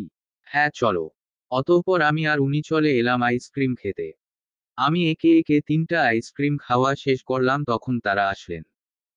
ইতি তো আকাশ ভাইয়ার হাত ধরে এক পাটি দাঁত বের করে হাসতে হাসতে আসছে। একটুও শরম লজ্জা নেই মেয়েটার। আকাশ ভাইয়া আর ইতি আমাকে দেখে একটু অবাক হলো। কারণ আমি আহিয়ানের পাশে বসেছিলাম, উনার মনোযোগ হলো ফোনে। আমি ওদের দেখে উনাকে খোঁচা দিলাম। উনি আমার দিকে তাকালে আমি চোখের ইশারায় সামনে তাকাতে বলি, উনি আকাশ ভাইয়া দেখে বলে, প্রেম শেষ আপনাদের? আমি তো ভাবলাম সারারাত এই ভূতনির সাথে বসে থাকতে হবে। এই কি বললেন আপনি আমাকে? আমি দ্বিতীয়বার কোনো কথা বলি না। না, বুঝলাম না। আকাশ ভাইয়া বলে ওঠে, আহি তুই কবে থেকে এভাবে ঝগড়া করতে শুরু করলি? উনি বললেন, যবে থেকে এই ভূতনির সাথে দেখা হয়েছে। তুই ওর কথা এত ফ্রি মাইন্ডে কথা বলতে শুরু করলি কবে থেকে? আকাশ ভাইয়ার কথায় আমি আর উনি থতমত খেয়ে খেলাম। কারণ আমাদের বিয়ের ব্যাপারটা তো কেউ জানে না। উনি কথা ঘুরিয়ে বললেন, তোর প্রেমের জন্যই বলতাম। অতঃপর উনি আমার পাশ থেকে উঠে যান।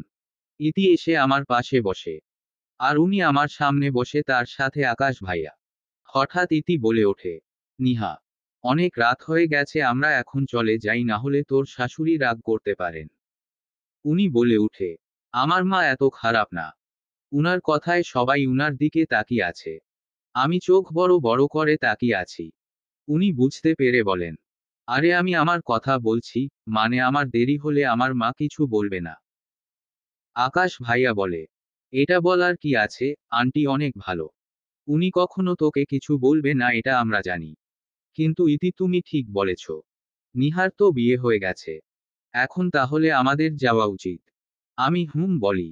কারণ এমনিতেই অনেক কিছু হয়েছে, আর চাই না কিছু হোক। আমি আর ইতি একসাথে যাই। আর আকাশ ভাইয়া উনি একসাথে যান। কিন্তু যাবার আগে আকাশ ভাইয়া সবার সামনে ইতিকে এক হাতে দিয়ে জড়িয়ে ধরল। আর সাবধানেও যেতে বলল। ইস কি কিউট! আমি ওদের দিকে তাকিয়েছিলাম, তখন উনি চোখ ঘুরিয়ে আমাকে না বললেন। আমি উনাকে মুখ ভেঙচি দিয়ে স্কুটিতে উঠে বসলাম। অতঃপর বাসায় যাবার জন্য রওনা দিলাম। যাবার পথে ইতি কিছু বলল না। আমি গ্লাসে দেখলাম ও মিটিমিটি হাসছে আর আমাকে জড়িয়ে ধরে আছে। আমি বলে উঠি, আমি আকাশ ভাইয়া না। আমি জানি। এত চুপচাপ কেন আজ? ভাইয়া কি তোর মুখ বন্ধ করে দিয়েছে? আমার কথায় ইতি আরো লজ্জা পেয়ে যায়। এই মেয়ে এত লজ্জা পাওয়া দেখে আমি হাসতে হাসতে শেষ। এভাবে কেটে গেল 2 দিন। 2 দিন ধরে ইতি আমাকে বেশ নজরে রাখে। ভার্সিটিতে কোথাও একা যেতে দেয় না। আমি বুঝতে পারছি না ও কেন এমন করছে। সেদিন হঠাৎ ও বলে ওঠল, ভার্সিটির পর শপিং এ যাব। আর কয়েকদিন পরেই তো আনিকার বিয়ে। সেটার শপিং করা লাগবে। তুই না বললি যাবি না? এটা বিয়েতে যাওয়া তো শুধু, আসলে আকাশের সাথে মিট করব। ও আচ্ছা। আচ্ছা, তোর ফোন সাইলেন্ট করেছিস? না তো কেন? ক্লাসরুমে ফোন সাইলেন্ট রাখতে হয় জানিস না? হঠাৎ করেই যদি তোর বর ফোন করে তখন রিং বাজলে সমস্যা। ফোন সাইলেন্ট কর। আরে আমি যখন ক্লাসে উনিও ক্লাসেই থাকবে না। আর উনার দরকার হলে উনি আমাকে ফোন করবে না, সোজা এসে নিয়ে যাবে। তবুও ওর কথায় সাইলেন্ট করলাম, না হলে হাজারটা প্রশ্ন করবে। ভার্সিটি শেষে আমি আর ইতি বের হলাম শপিং করতে। আসার সময় উনার সাথে দেখা হয়নি। আমি ভাবলাম শপিং শেষে সোজা বাসায় চলে যাব। এই ভেবে উনাকে আর জানানো হয়নি। প্রায় অনেকক্ষণ ধরেই ইতি শপিং করছে আর আমি ওর সাথে ঘুরছি। বেশিরভাগই ঘুরছি, কিন্তু কেন বুঝে উঠতে পারছি না। জিজ্ঞেস করলে বলছে, শপিং করতে গেলে সবাই ঘুরে। আমি আর কি চুপচাপ ঘুরছি। হাঁটছিলাম, হঠাৎ করেই আহিয়ান আমার সামনে এসে দাঁড়ালো। উনাকে দেখেও আজ সেদিনের মতো লাগছে আমায়। ঘামে একাকার, সামনের সব ছোট ছোট চুলগুলো কপালে ঠেকেছে। রেখেও আছে বেশ। উনার চোখ রাগে লাল হয়ে আছে। সেদিনের থেকে আজ বেশি রেগে আছে।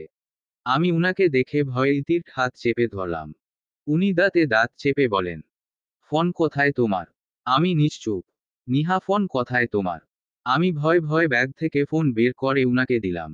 উনি ফোনটা হাতে নিয়ে বললেন, যে জিনিসটার সঠিক ব্যবহার করতে জানো না সেটা রেখে লাভ নেই। বলেই ধপ করে একটা আছাড় মারল। ফোনটা দূরে গিয়ে পড়ল। আমি ভয়ে চোখ বন্ধ করে আছি। কিছুক্ষণ পর চোখ মেলে দেখি উনি নেই, চলে গেছে। আমি ইতির দিকে তাকিয়ে আছি। ইতি বলল, ভাইয়া মনে হয় তোকে খুঁজছিল। একটু আগে আমাকে মেসেজ করে জিজ্ঞেস করছিল আমরা কোথায়। আমরা শপিং করতে এসেছি। এটা তুই এখন বলছিস আমায়? আরে আমি কি সিউর ছিলাম নাকি যে তোকেই খুঁজছে, ভাবলাম আকাশের ফোনে হয়তো ব্যালেন্স নেই তাই ভাইয়া জিজ্ঞেস করতে বলেছে। আর আসল কথা হলো ভাইয়াকে যে তোর ওপর এত রাগ দেখাবে। আমি বলে উঠি, উনি আমার সব। অতঃপর আমি ওখানে আর দাঁড়ালাম না। দৌড়াতে লাগলাম। অনেকক্ষণ দৌড়ানোর পর উনাকে পেলাম। আমি পেছনে থেকে ডাক দিলাম, এই যে শুনুন। আমার আওয়াজ পেয়ে উনি দাঁড়িয়ে আমার দিকে ঘুরলেন। আমি উনার সামনে গিয়ে হাঁপাতে হাঁপাতে বললাম, সরি আমার ফোন সাইলেন্ট ছিল, তাই বুঝতে পারিনি আপনি কল করেছেন। উনি আমার দিকে তাকিয়ে শান্ত গলায় বললেন, সরি। তাহলেই সব শেষ? আমি নিচু গলায় বললাম, সরি বলছি তো। উনি ফোন বের করে দেখালেন, দেখো, 150টা কল। 150 বার কল করলাম তোমায় আর তুমি বুঝতে পারোনি। সরি, এমন ভুল আর হবে না। ভুল? রাইট, ভুল। তোমার হাতটা দাও তো। হাত দিয়ে কি করবেন? দাও তুমি। আমি উনাকে আমার হাত দিলাম। উনি আমার হাতটা ধরে বাঁকা হেসে হুট করেই কামড় দিল। আমি চেঁচিয়ে উঠলাম, আম্মু! উনি হাত ছেড়ে দিয়ে বললেন, সরি। সরি মানে? এত জোরে কামড় দিয়ে এখন সরি বলছেন? মগের মুল্লুক নাকি? আশপাশ তাকিয়ে দেখি কিছু লোক তাকিয়ে আছে আমার দিকে। উনি আমার হাত ধরে একটু সাইডে নিয়ে গেলেন। অতঃপর বলতে শুরু করেন, সেটাই, বারবার আমাকে জ্বালিয়ে তুমি এখন আমাকে সরি বলবে? মগের মুল্লুক নাকি? জানো কি অবস্থা হয়েছে আমার? পুরো ভার্সিটি খুঁজেছি তোমায়। তার মধ্যে আকাশ এমন এমন কথা বলছিল, আমার ভয় আরো বেড়ে গেল। মা কল করে জিজ্ঞেস করলাম, মা বলল এখনো বাসায় ফিরোনি। আর তুমি নিশ্চিতে ঘুরছিলে? আমি মাথা নিচু করে কথা আকার শুনছি। আসলেই কথাটা ঠিক বলেছেন উনি।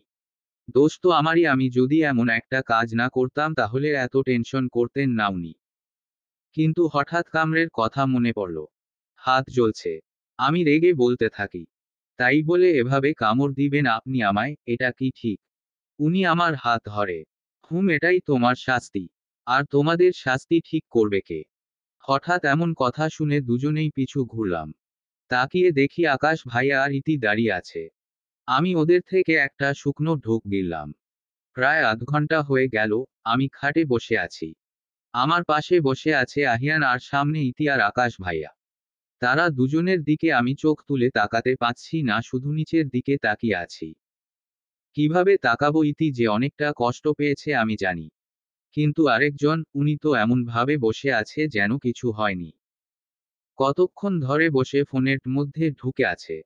এত শান্ত হয়ে বসে আছেন কিভাবে, এটাই আমার ভাবনার বাইরে। আরও কিছুক্ষণ পর একটা সার্ভেন্ট এসে চা দিয়ে গেল। বোধহয় মা পাঠিয়েছেন। উনার এবার একটু নড়েচড়ে বসলেন। এক চা নিয়ে তাতে চুমুক দিলেন। আমি আর চোখে উনাকে দেখলাম। অতঃপর উনি এক কাপ চা আকাশ ভাইয়ার সামনে ধরে বলল, এই নে চা খেয়ে মাথা ঠান্ডা কর। আমি অবাক হয়ে গেলাম। এত শান্তভাবে উনি কিভাবে বললেন?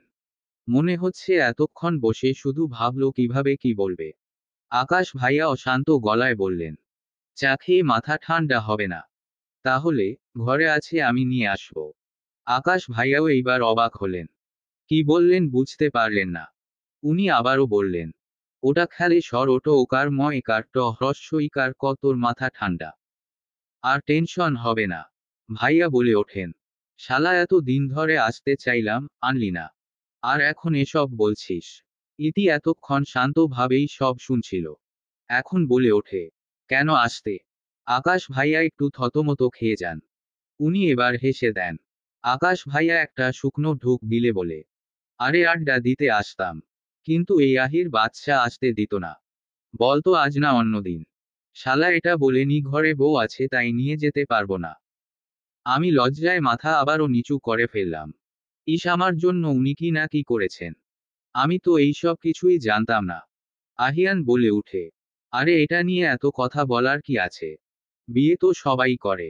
আকাশ ভাইয়া বলেন, আমি কবে বললাম বিয়েটা শুধু তোর জন্যই, তাও লুকিয়েই করতে হবে? কিন্তু কথা হচ্ছে বিয়ে করেছিস সেটা কেন বলিসনি? লুকিয়ে রাখলি কেন? কি করব? তোরা তো আগেই থেকে ভূতনিকে নিয়ে আমার পিছনে লেগে থাকতি। এখন বিয়ে করেছি জানলে আরো কত কথা শোনাতি, তাই বলেনি। ভাইয়া কিছু বলবে তার আগে ইতি বলে উঠে, ভূতনিটা ক্যায়? নিহা। উনি মাথা নাড়ান। ইতি এবার আমার দিকে তাকিয়ে বলে, একদম ঠিকঠাক নাম দিয়েছে। আকাশ ভাইয়া আর উনি হেসে দিলেন। কিন্তু ইতি গম্ভীর গলায় আবার বলতে শুরু করে, আচ্ছা তুই আমাকে কেন বলিসনি বলতো? আমাকে বললে কি হতো? আমি তো আর নীতি না যে তোকে পানিশমেন্ট দিতাম। আমি মুখ বন্ধ করে বসে আছি। ইতি এবার উনাকে বলে, আর ভাইয়া আপনিও কত হেল্প করলাম আপনার, আপনি আমাকে এভাবে ঠকালেন। হেল্প করার কথা শুনে আমি খানিকটা অবাক হলাম। মুখ তুলে ওনাদের দিকে তাকালাম। তিনজনই চুপ। আমি আরো অবাক হলাম। ইতিকে জিজ্ঞেস করতে নিলাম তার আগে আহিয়ান বলে উঠল, কিন্তু তোরা কিভাবে আমাদের ধরলি, তোরা কিভাবে জানলি এই সব? আকাশ বলে ওঠে, জানলাম কোথায়, সন্দেহ করলাম। আমার সন্দেহ অনেক আগে থেকেই ছিল, যেদিন তুই আমাকে বাসায় আসতে দিসনি সেদিন। আর ইতি? ইতি বলে উঠে, নিহাকে কত বললাম বরের ছবি দেখা, ও কখনো দেখাতো না। তাই সন্দেহ হচ্ছিল কে এই বর। কিন্তু ভাইয়ার কথা আমার মাথায় আসেনি। যখন সেদিন তোদের পাশাপাশি রেস্টুরেন্টে বসে থাকতে দেখি আর ঝগড়া করতে দেখি, তখন মনে হচ্ছিল। আকাশ ভাইয়া বলে, তার মধ্যে তোর বলে উঠা আমার মা এত খারাপ না যেখানে আমরা নিহার শাশুড়ি কথা বলছিলাম। অতঃপর আমি ইতি প্ল্যান বানালাম। প্ল্যান মতো নিহার ফোন সাইলেন্ট করে শপিংয়ে নিয়ে যাওয়া। আর এদিকে তুই চিন্তা করলে তোকে আরো বাড়িয়ে বলা। দিনকাল ভালো না, কিছু হয়ে যেতে পারে এরকম। যখন তুই বের হয়ে ইতিকে ফোন করলি তখন ইতি আমায় মেসেজ করলো আর আমি সেখানে পৌঁছে গেলাম আর তোমাদের হাতে নাতে ধরলাম। আমি আর উনি হা করে উনাদের কথা শুনছি। কি বলছে ওরা, এত কিছু করলো ওরা, আর আমরা কেউ কিছু ভাবেনি। আকাশ ভাইয়া বলে ওঠে, কিন্তু আর যাই হোক আহি কিন্তু সেইভাবে নিহাকে চোখে হারায়। ভার্সিটিতে সারাক্ষণ নজর শুধু নিহার দিকেই থাকতো। আমি তো প্রথমে প্রেম টেম কিছু ভেবেছি, আবার নিহার বিয়ে হওয়াতে সেটা বাদ দিলাম। ইতি বলে উঠে, কিন্তু কে জানতো ওদের ভালোবাসায় ফোড়ন ফুটতেও শুরু হয়ে গেছে আর সেটা বিয়েতেও চলে গেছে। আমি আর উনি একসাথে বলে উঠি, এরকম কিছু না। ওরা দুজন হা করে তাকিয়ে থাকে আমাদের দিকে। আমি বলে উঠি, আমাদের মাঝে এরকম সম্পর্ক না আগে ছিল না এখন আছে। উনি বলে উঠে, আর কখনো হবেও না। ঠিক বলেছেন, আপনার মতো একটা ছেলেকে আমি কখনো ভালোবাসবো না। তোমার মতো একটা ভূতনীকে আমিও কখনো ভালোবাসবো না। হো হো। আকাশ ভাইয়া বলে ওঠে, আরে আরে রাখো তোরা। এত ঝগড়া করিস কিভাবে তোরা? ইতি বলে উঠে, ভালো না বাসলে বিয়ে করলি কেন? ইতির কথায় আমি চুপ হয়ে গেলাম। কিন্তু কেন? বলে দিই আমাদের বিয়েটা কিভাবে হয়েছিল। আমি উনাকে বিয়ে করতে চাইনি। উনি জোর করে বিয়ে করেছে আমাকে। আর তার কারণ আমার কাছে আজও অজানা। আমি মাথা নিচু করে হাত মুষ্টিবদ্ধ করে আছি। কিছুক্ষণ নীরবতার পর উনি বলে উঠে, বিয়েটা আমি করেছি। আর তোরা এত ভাবিস না আমি তোদের ট্রিট দিয়ে দেব। আকাশ ভাইয়া বলে, সেটা তোমাকে দিতেই হবে, না হলে আমরা ছাড়ছি না। উনি বলে উঠে, দেব দেব। এখন চা খা। ইতি এবার এসে আমার হাত ধরে দাঁড় করিয়ে বলে ওঠে, আচ্ছা তোকে এইবারের জন্য মাফ করলাম। কিন্তু এখন ভাবনা শুধু কালকের দিনের অপেক্ষা। নীতির মুখে ঝামা ঘষে দিব একদম। এতদিন শুধু কথায় কথায় আমার আহি করতো না। এখন দেখবো ওর মুখ কোথায় থাকে। যখন জানবে আহিয়ান ভাইয়ার বউ তুই তখন ওর মুখ দেখার মতো থাকবে। আমি ইতিকে বলে উঠি, না বলার দরকার নেই। তুই কিছু বলবি না কাউকে। আমার কথায় সবাই অবাক হয়ে আমার দিকে তাকিয়ে থাকে। ইতি কিছু বলতে যাবে আমি তার আগে বলে উঠি, আমি মানা করেছি ব্যাস। আর কিছু জিজ্ঞেস করিস না প্লিজ। বলেই চলে আসলাম ওখান থেকে। ইতি আমার পিছন পিছন আসলো। আমি এসে রান্নাঘরে ঢুকলাম। ইতি আমার ঘাড়ের দিকে হাত রেখে বলে, কি হয়েছে তোর? এমন করছিস কেন? আমি শান্ত গলায় বলি, ইতি তুই জানিস না বিয়েটা কিভাবে হয়েছে। আর আমি উনার বউ এটা জানলে সবাই উনাকে নিয়ে হাসাহাসি করবে। আজব তো, হাসাহাসি কেন করবে? আমাকে মানায় না উনার সাথে। আর তাছাড়া কি? কিছু না। বাদ দে। লুকাতে চাইছিস? আচ্ছা থাক। যখন তোর মন চাইবে বলিস। আমি শুনবো। ইতির কথার ওরে আমি একটা মুচকি হাসি দিলাম। রাতে বেকনিতে দাঁড়িয়ে আকাশ দেখছি। রাতের আকাশ ভালোই লাগছে দেখতে। রাতের ঠান্ডা বাতাস ছুঁয়ে যাচ্ছিল আমায়। হঠাৎ পাশে উনার উপস্থিতি অনুভব করলাম। খানিকক্ষণ দুজনেই নীরব ছিলাম। উনি বলে উঠেন, ওরা জেনে গেছে তুমি এখনো কেন লুকাতে চাইছো? আমি কিছু লুকাতে চাইছি না। তাহলে কেন না বললে নীতিকে বলতে? অনেক অপমান করে ও তোমায়। তুমি বললে ও তোমায় কিছু বলবে না। আচ্ছা আপনি আমায় বলবেন বিয়ের কারণটা। তাহলে আমি বলবো। আমার কথায় উনি চুপ হয়ে গেলেন। সব সময় এমনই করেন উনি। বিয়ের কারণ জিজ্ঞেস করলে উনি কিছু বলেন না। শুধু বলেন সব কারণ জানতে হয় না।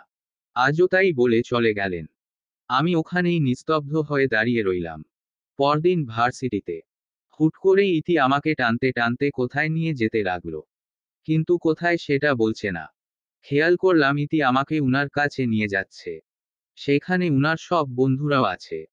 নীতি, টিনা, আনিকা, নাহান, আকাশ আর আনাফ ভাইয়া।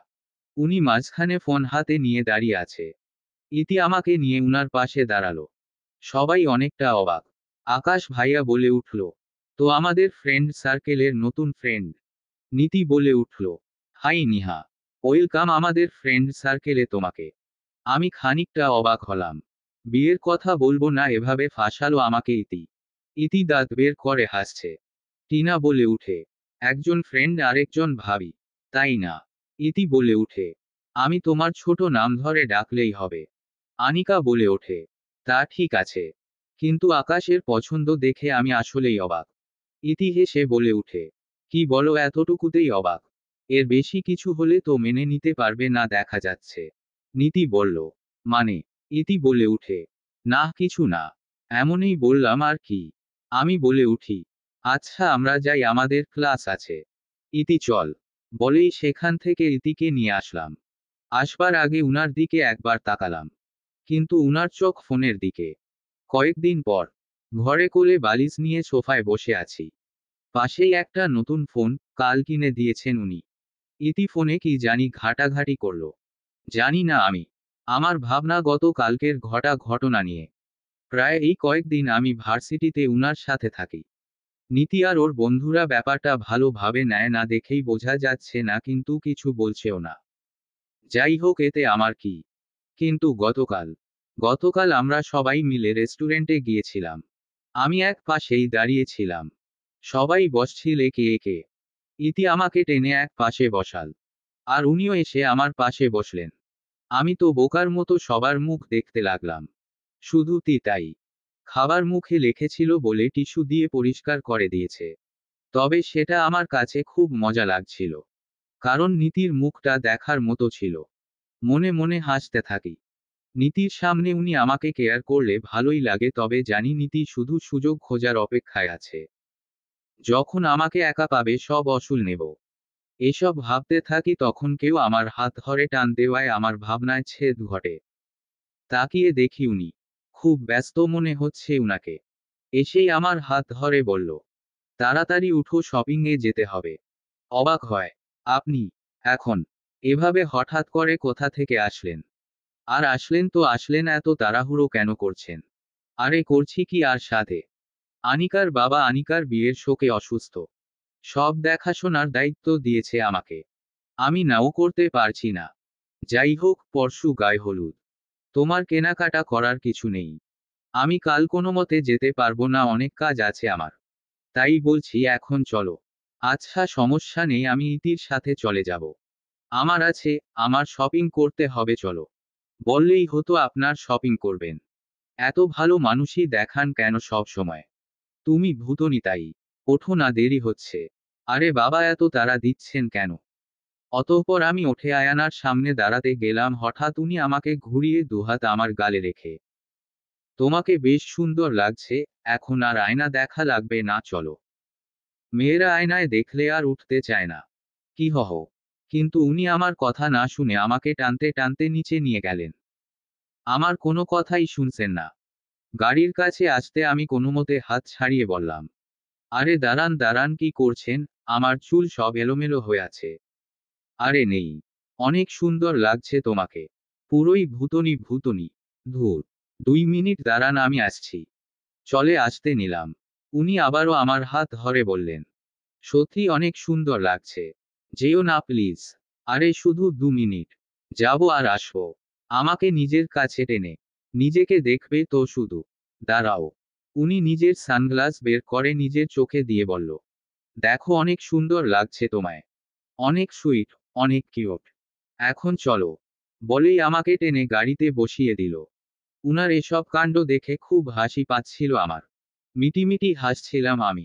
উনি গাড়ি ড্রাইভ করতে করতে বললেন, আচ্ছা আনিকার বিয়ের উপহার কি দেব বলো তো? আপনার ফ্রেন্ড আপনি জানেন। বার্ড মেয়ে তো তুমি না। তাহলে বিয়ের পর কোথায় ঘুরতে যাবার ব্যবস্থা করুন। সেটা আকাশ করবে। জানো আনিকার একটা গাড়ি খুব পছন্দ হয়েছে। মার্কেটে নিউ এসেছে। ওইটা গিফট করব। হুম করতে পারেন। আনিকা আপু খুশিও হবে অনেক। হুম ঠিক বলেছ। অতঃপর আমরা দুজনেই শপিং মলে পৌঁছালাম। উনি আমার হাত ধরে হেঁটে নিয়ে যাচ্ছিলেন। আমি উনার দিকে তাকিয়ে আছি। হঠাৎ দেখলাম উনার মুখ কেমন মলিন হয়ে গেছে। উনি হাঁটাও থামিয়ে দিলেন। আমি তখন সামনের দিকে তাকালাম। ছেলেটাকে মারতে মারতে স্টেজের সামনে নিয়ে আসে আহিয়ান। ছেলেটাকে অনেক মারছেন উনি। ছেলেটার মুখ দিয়ে রক্ত পড়ছে তবুও মারছেন উনি। উনাকে দেখে আমি মারাত্মক ভয় পেয়ে গেছি। টেবিলের সাথে ঠেসে চোখ বন্ধ করে দাঁড়িয়ে আছি। ইতি আমার পাশে দাঁড়ানো। ছেলেটার অবস্থা খারাপ হতে থাকে। আকাশ, নাহান, আনাফ ভাইয়া আসে উনাকে থামাতে। কিন্তু উনি থামতেই চাইছেন না। টিনা আর নীতি এসে ছেলেটাকে ধরে। আকাশ আহিয়ানকে একটা ধাক্কা মারে। উনি কিছুক্ষণের জন্য থামে। আকাশ ভাইয়া আহিয়ানের কাছে গিয়ে জিজ্ঞেস করে কি হয়েছে। উনি এক দৃষ্টিতে সেই ছেলেটার দিকে তাকিয়ে আছে। ছেলেটাকে আজ মেরে ফেলবে বলে মনে হচ্ছে। আকাশ ভাইয়া আরো কয়েকবার জিজ্ঞেস করার পর উনি দাঁতে দাঁত চেপে বলেন, নিহা শাড়ির আঁচল ধরেছে। আকাশ ভাইয়া আহিয়ানের কথা শুনে হতবাক হয়ে যায়। শুধু আকাশ ভাইয়া না, অলমোস্ট সবাই। সবার আগ্রহ এখন আমি। আকাশ ভাইয়া বলেন, আহি তুই আগে শান্ত হ, আমি পুলিশকে ফোন করছি, উনি এই ব্যাপারটা দেখবে। তুই এসবে জড়িয়ে যাস না। জোরাবো না মানে? কি বলছিস তুই? তুই বুঝতে পারছিস ওর সাহস কত? ও নিহার সাথে বেয়াদবি করেছে, নোংরামি করার চেষ্টা করেছে, আর তুই আমাকে শান্ত হতে বলছিস? চেঁচিয়ে, আহি তুই। এর মধ্যে নীতি বলে উঠে, আহি তুই এটা কিভাবে বলতে পারিস? শুধু ওর দোষ। নীতি কথায় সবাই এখন তাকিয়ে আছে নীতির দিকে।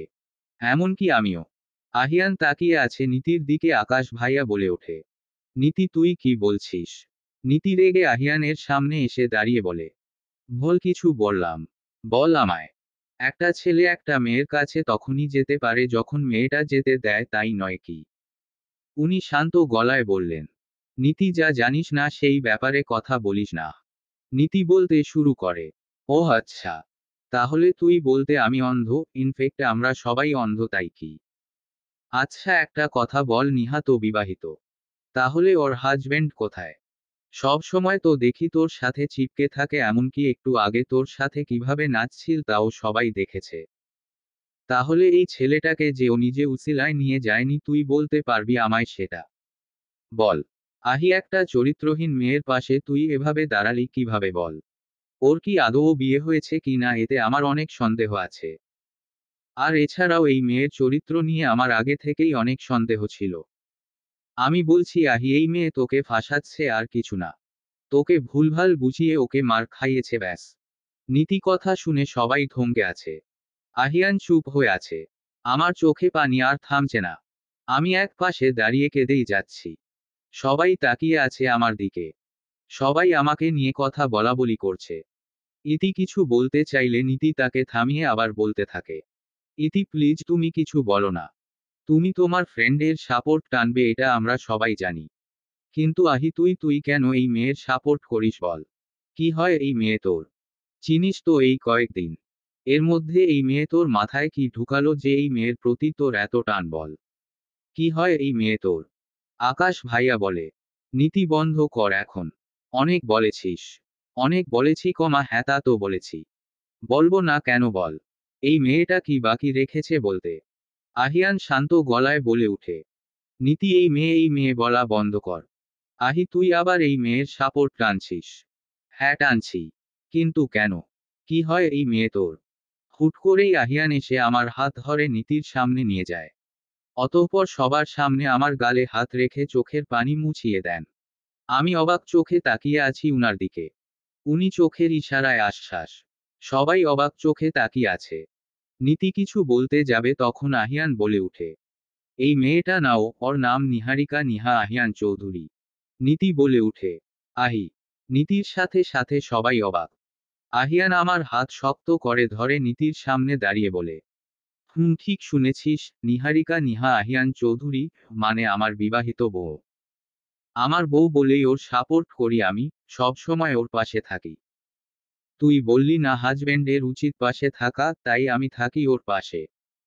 বিশ্বাস করি ওকে। আমি জানি আমার স্ত্রী চরিত্র সম্পর্কে তাও খুব ভালো করে।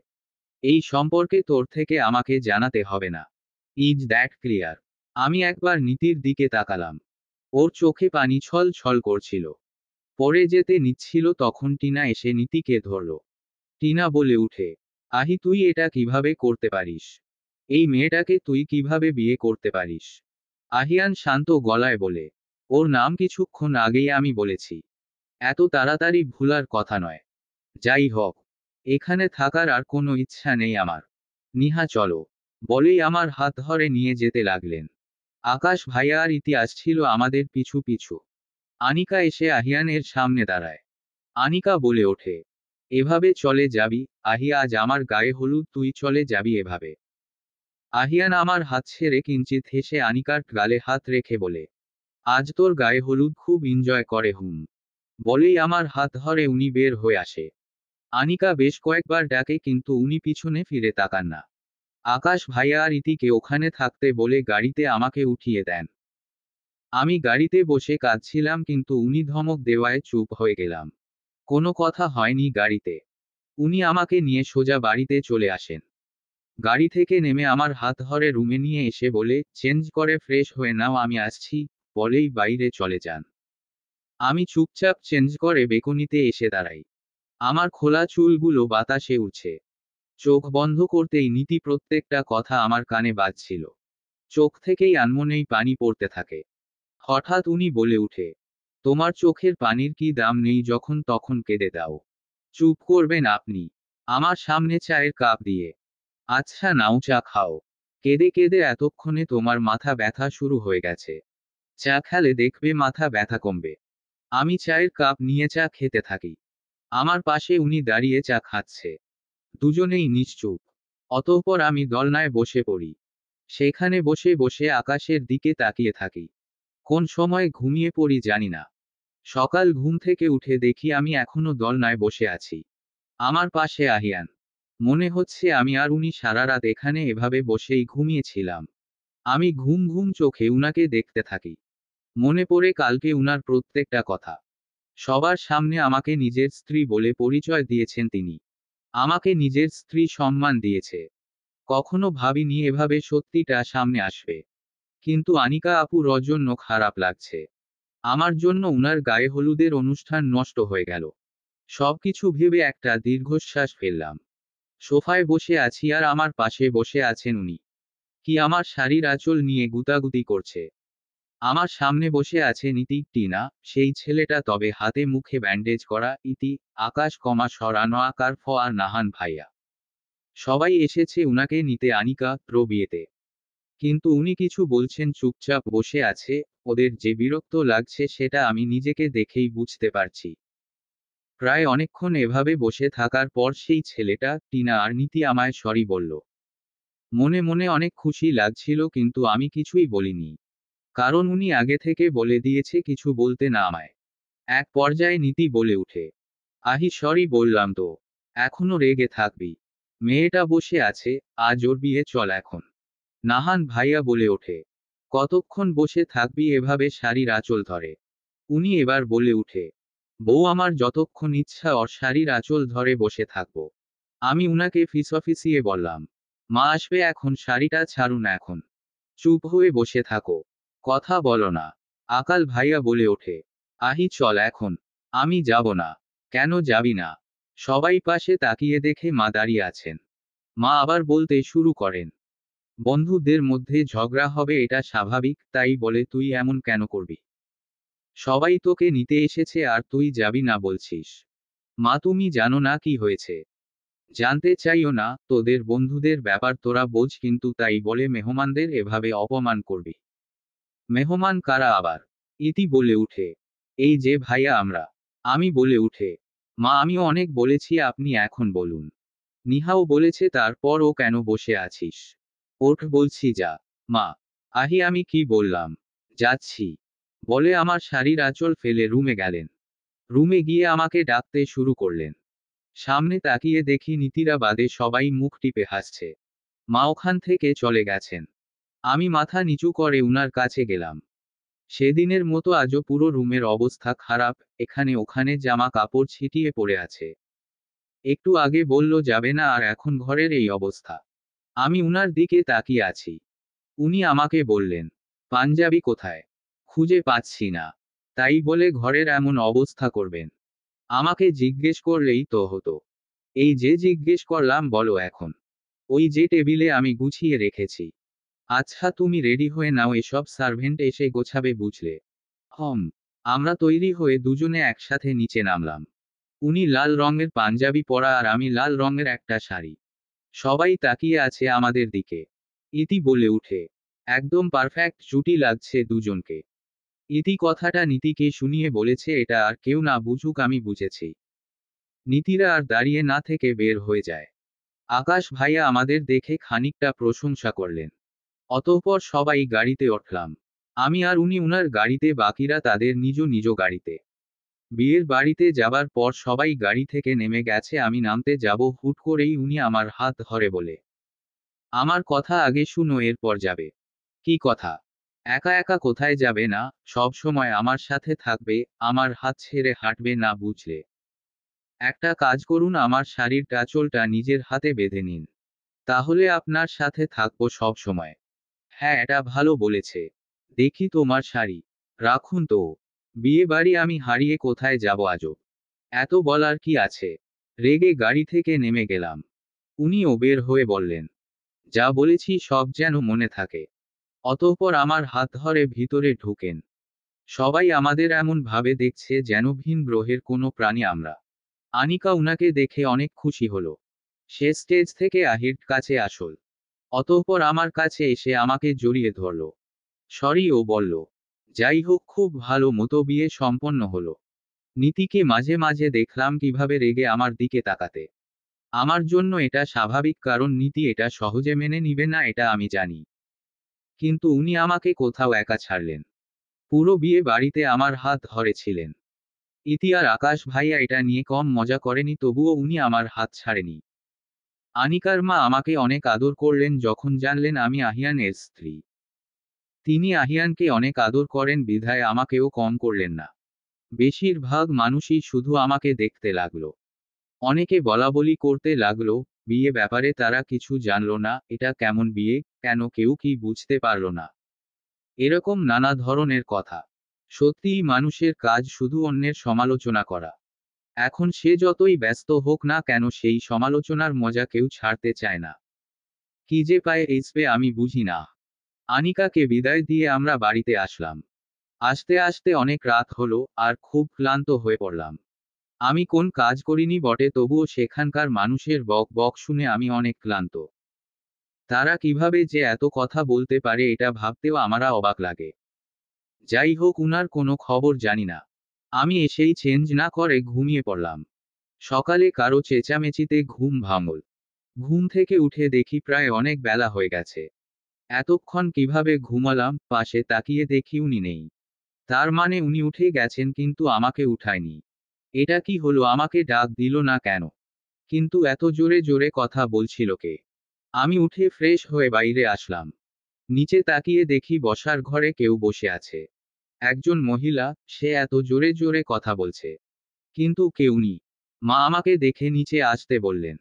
আমি নিচে আসলাম। দেখি আপু আর উনি বসে আছেন সোফায়, আর সেই মহিলাও। এখন তাকে আরো ভালো করে দেখছি। মধ্যবয়স্কী একজন মহিলা, ফর্সা গায়ের রং, বাঙালি সাদা শাড়ি পরা, চোখে চিকন ফ্রেমের চশমা পরা, খুব সাজগোজ করতে ভালোবাসে দেখেই মনে হচ্ছে। গয়না গাটি পরা, এমনকি কানের উপরে অবধি ফুটানো, আর সবগুলোতেই দুল পরা। দেখে মনে হয় না এত বয়স তার, খুব পরিপাটি থাকেন তিনি। খুব রাগীও বটে। আমাকে দেখে মুখটা কেমন বেজার করে ফেললেন। মা তাকে বললেন, কাকি এই হলো আপনার আহির বউ। আর নিহা ইনি হলেন তোমার দাদি শাশুড়ি। আমি সাথে সাথে তাকে সালাম দিলাম। উনি সালামের উত্তর দিয়ে বললেন, আয়ানার মা তোর কি চোখ নষ্ট হয়ে গেছিল কা? আমার আহির জন্য এই মেয়ে আনলি তুই? আমি তার কথা শুনে মাথা নিচু করে দাঁড়িয়ে আছি। মা হেসে বললেন, কাকি আপনার আহি পছন্দ করে বিয়ে করেছে, আমি আপন না করে পারি বলুন? কাকি বলেন, এখনকার ছেলে মেয়েদের আবার পছন্দ। আমাদের সময় মা বাবাদের কথাই ছিল শেষ কথা, আর এখানকার মেয়ে ছেলেরা, বাপরে বাপ! আহিয়ান বলে উঠে, কিন্তু দাদি, দাদা নাকি তোমাকে ভালোবেসে বিয়ে করেছিলেন? তাহলে? আহির কথায় উনি হেসে দিলেন, উনাকে খুব ভালোবাসে হয়তো। কাকি বলে ওঠে, ভালোবেসে বিয়ে করলে কি হবে, দেখলি না আমাকে একা ফেলে চলে গেল। চিন্তা করো কেন? তুমি এখনো অনেক সুন্দরী দেখতে। চলো আরেকটা দাদা নিয়ে আসি। তবে রে বলেই উনার কান টানলেন। সবাই হাসিতে ফেটে উঠলেন। আমি মাথা নিচু করে দাঁড়িয়ে আছি। উনি আমার দিকে তাকিয়ে গম্ভীরভাবে বলে উঠেন, কিন্তু আহি তোর মা তোর বউকে কিছু শেখায়নি দেখ। বাড়ির বউ এখন উঠেছে ঘুম থেকে। তাহলে কি করে হবে শুনি? বউদের উচিত সকাল সকাল ঘুম থেকে উঠে সবার জন্য রান্না করা। আর দেখে মনে হচ্ছে এখনো গোসল করেনি। আচ্ছা, ও কি জানে না নতুন বউরা গোসল না করে ঘর থেকে বের হয় না? আমি চুপচাপ উনার কথা শুনছি। আপু বলে উঠে, দাদি প্রতিদিন ওই তাড়াতাড়ি উঠে সবার জন্য রান্না করে। তবে কাল অনেক রাত করে আহির সাথে বাড়ি এসেছে। তাই আজ উঠতে দেরি হয়ে গেল। বাহ, এখনই দেখছি ভাইয়ের বউ এর স্বাদ দিচ্ছিস। তা ভালো, মিল থাকা ভালো। কিন্তু আমার আহি, ও তো ওর আগে ঘুম থেকে উঠল। স্বামী উঠার পরও স্ত্রী ঘুমিয়ে থাকে কিভাবে লা? আমি দাদির কথা শুনে উনার দিকে তাকাচ্ছি। উনি মুখ টিপে হাসছে। বেশ মজা লাগছে উনার। আমাকে দাদির হাতে বকা খাওয়ানো। ইচ্ছে করে উনি আমাকে ঘুম থেকে তুলেননি। দাদি আরো কতক্ষণ আমাকে বক্তৃতা দিল আর উপদেশ, যার অনেকটাই আমার মাথার ওপর দিয়ে গেল। কারণ বেশিরভাগ কথাই আমি বুঝতে পারিনি। শুধু স্বামীর সেবা আর সেবা। তবুও আমি শুধু মাথা নেড়ে গেলাম।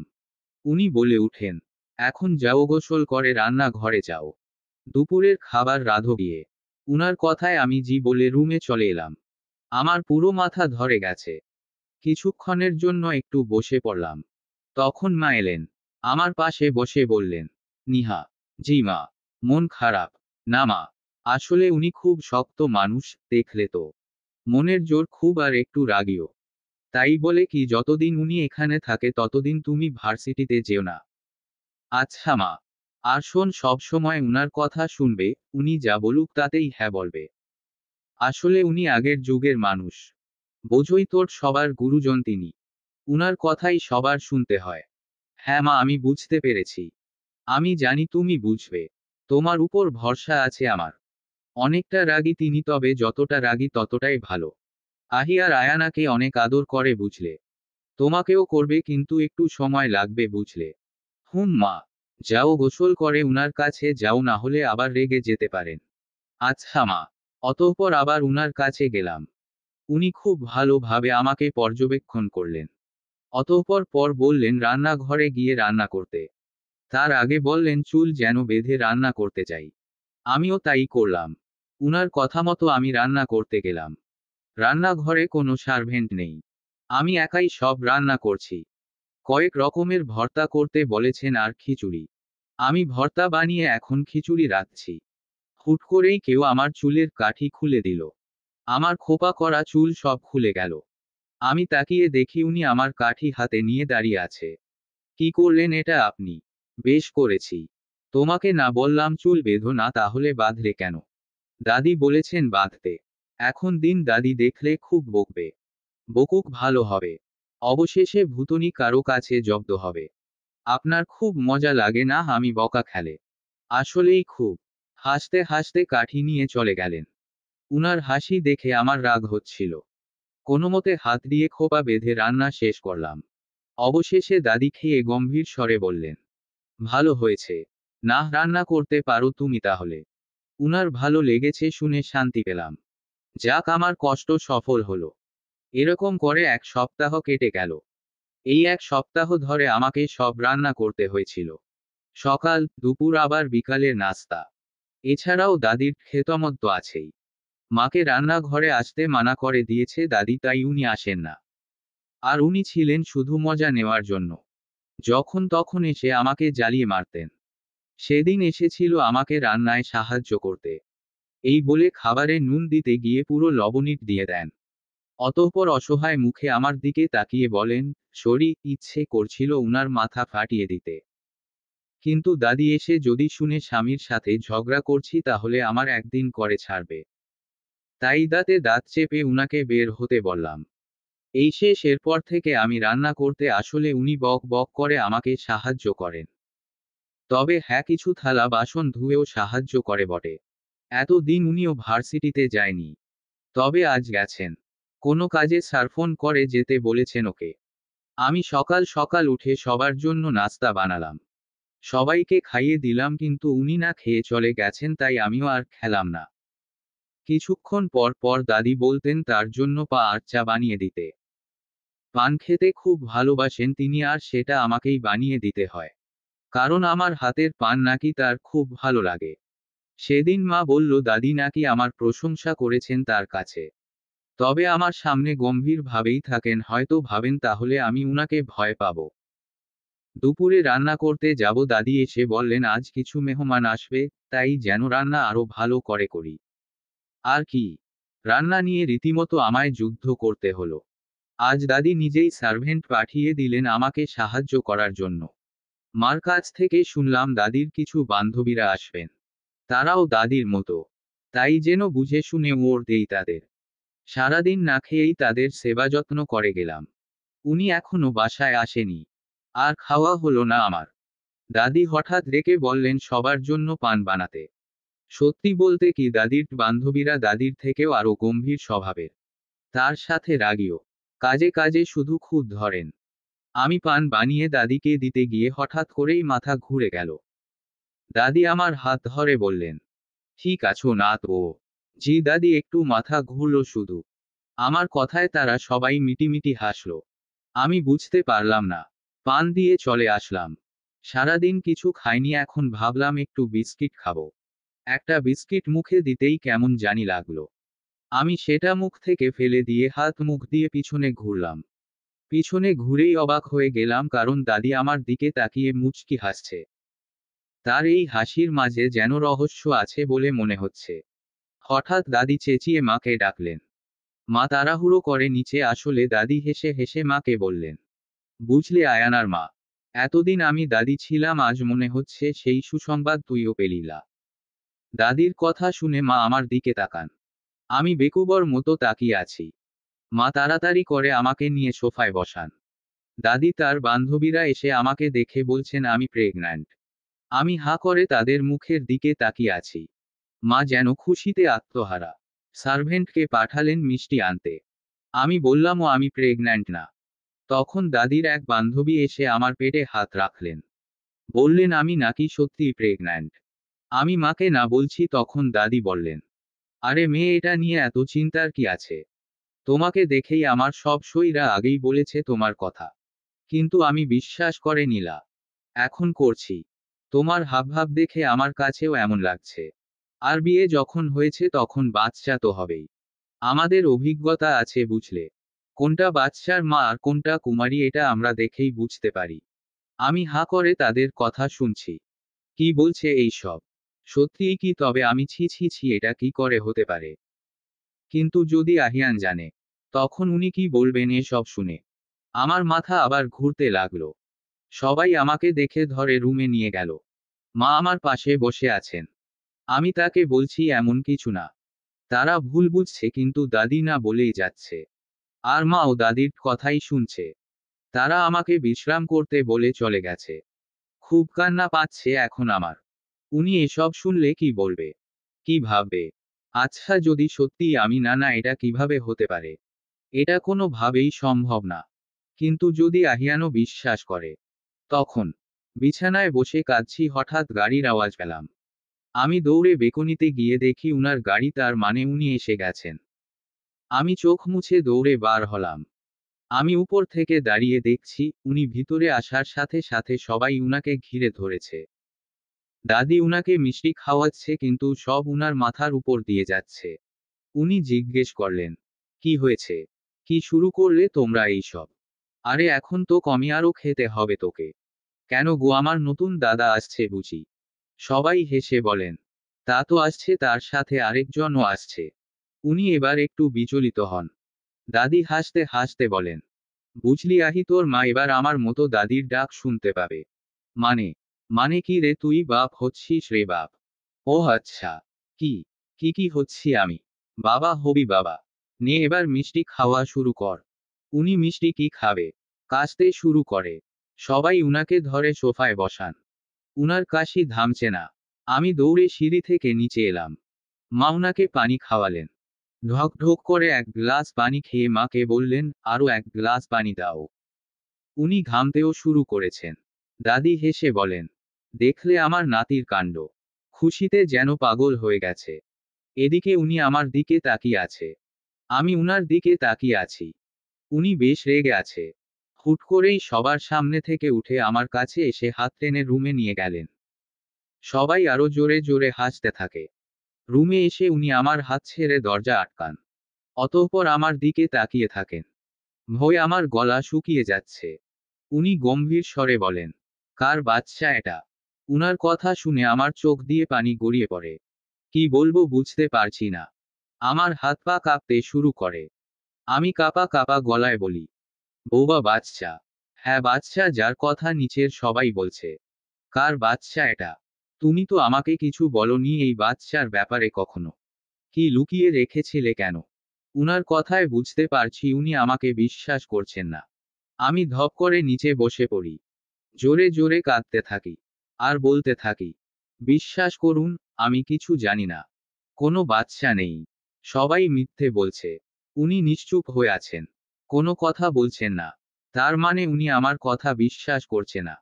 এখন কি হবে? আমি আরো জোরে কাঁদতে থাকি। কাঁদতে কাঁদতে বলতে থাকি, আপনি বিশ্বাস করুন, আমি সত্যিই কিছু জানি না। তারা কি থেকে কি বলছে? উনি এখনো কিছু বলছেন না। আমি কাঁদতে কাঁদতে এবার হেঁচকি ওঠে যায়। উনি হুট করেই নিচে বসে আমার গালে হাত রেখে বলে, আরে আরে নিহা, কান্না থামাও, আমি জানি তুমি প্রেগন্যান্ট নও। আমি তো মজা করছিলাম। এই নিহা। আমি এবার কান্না থামিয়ে উনার দিকে তাকাই। দেখি উনি মুখ টিপে হাসছে। মেজাজ গেল বিগড়ে। আপনি? তার মানে আপনি? সরি। আসলে সারাদিন কোনো ঝগড়া হয়নি তোমার সাথে, তাই। তাই আপনি? উনি উঠে গেলেন। আমি উঠে রেগে উনাকে ধমকাছি। এক পর্যায়ে উনি আর আমি খাটের এপাশ থেকে ওপাশে দৌড়াদৌড়ি করছি। উনি হাসছেন আর বলছেন, আমার ভুতুনিকে কাঁদলে এত সুন্দর লাগে, আমি তো আগে জানতাম না, ইত্যাদি আরো নানা কথা বলে আমাকে জ্বালাচ্ছেন। আমি উনাকে বালিশ ছুঁড়ে মারছি। কিন্তু কিছুতেই কিছু হচ্ছে না। একসময় আমি খাটে বসে কাঁদতে থাকি। আর বলতে থাকি, মজা করছে, সবাই মজা করছে আমাকে নিয়ে। কেউ আমার কোনো কথাই শুনছে না। উনি এবার আমার কাছে এসে বলেন, নিহা সরি, আসলে আমি। দাঁড়িয়ে উনার কাছে গিয়ে, কি আপনি? কি আপনি? জানেন কতটা ভয় পেয়েছিলাম আমি? অ্যা নিহা নিহা নিহা। আর কেঁদো না। কথা বলবেন না আমার সাথে। উনাকে কিল ঘুষি মারতে থাকি। এক পর্যায়ে উনি আমার হাত ধরে জড়িয়ে ধরে। আমি উনাকে ধরে কেঁদেই যাচ্ছি।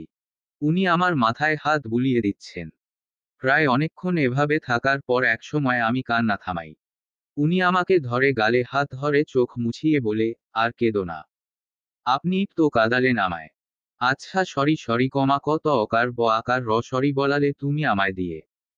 আমার শার্ট পুরো ভিজিয়ে ফেলেছো কেঁদে কেঁদে। ভালোই করেছি। আচ্ছা কি হয়েছে বলো তো?